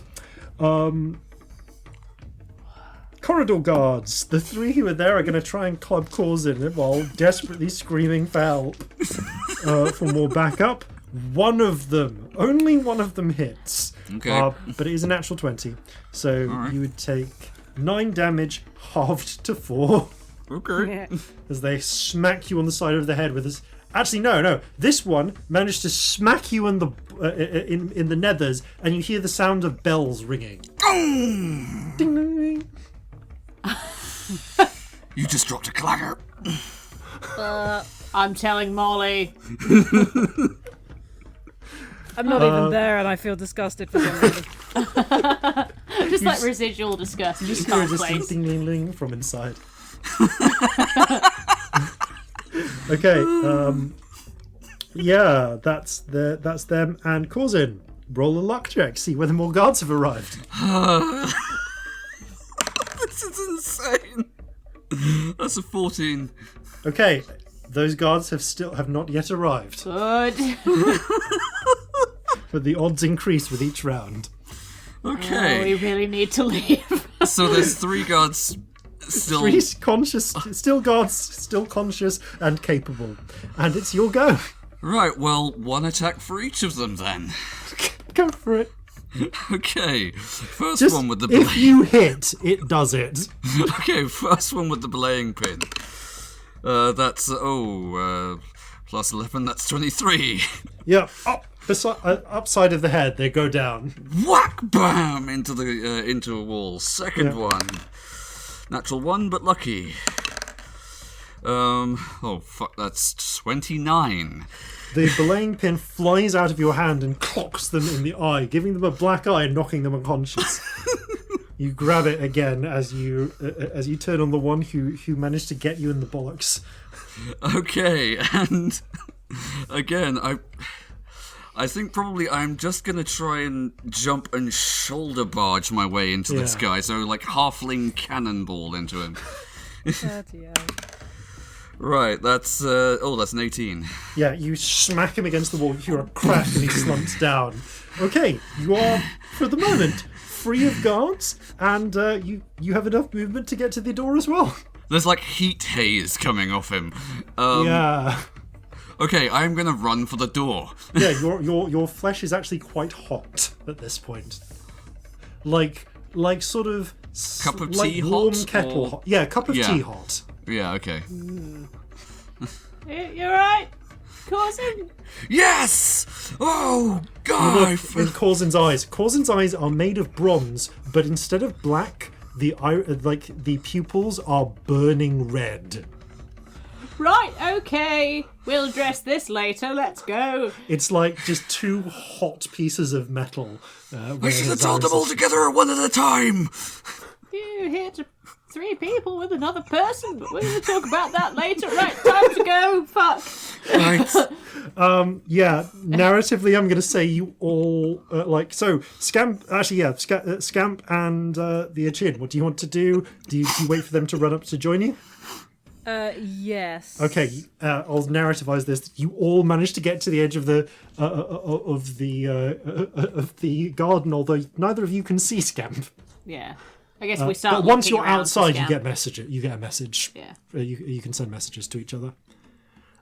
So yeah, you congregate at the edge of the garden. Right, I can't take everyone out, but I think you two should fly out and we maybe should pop away a little bit further. Would that be okay? Yes, so that no one sees our new friend leave. Where shall we meet? The restaurant? Yeah, back at the restaurant.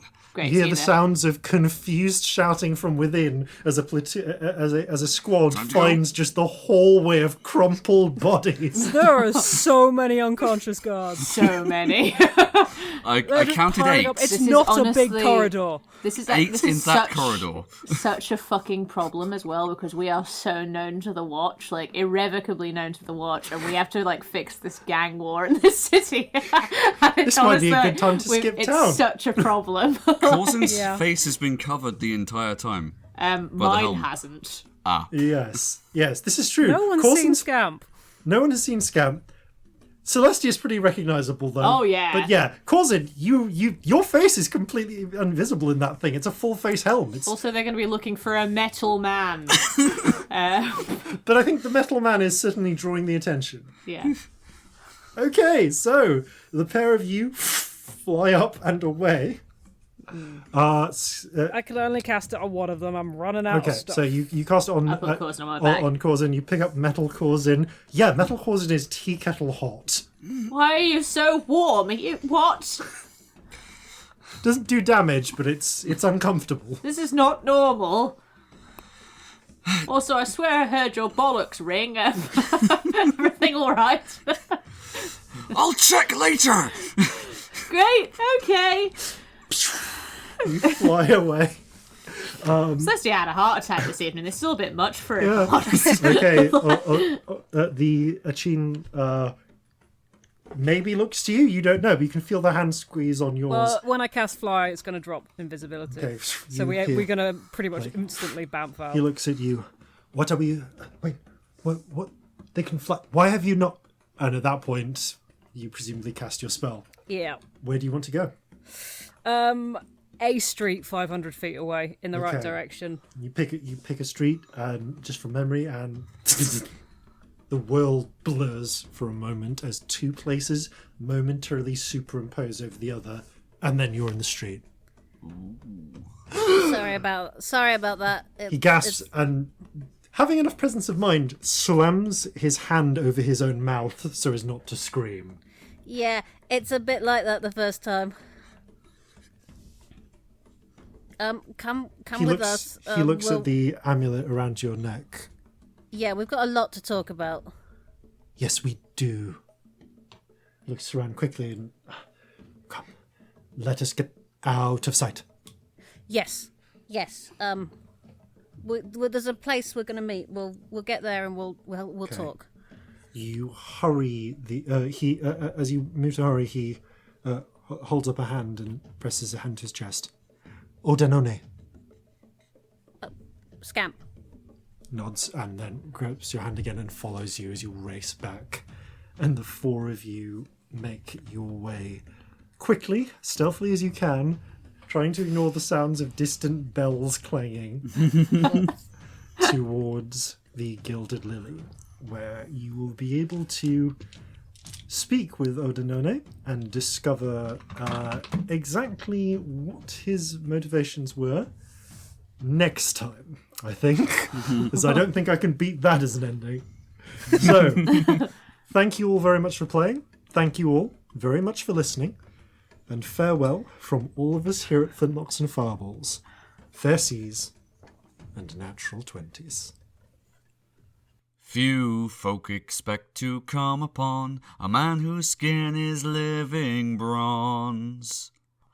Bronze muscles strong to break folk free, and bronze that jingles twixt my knees.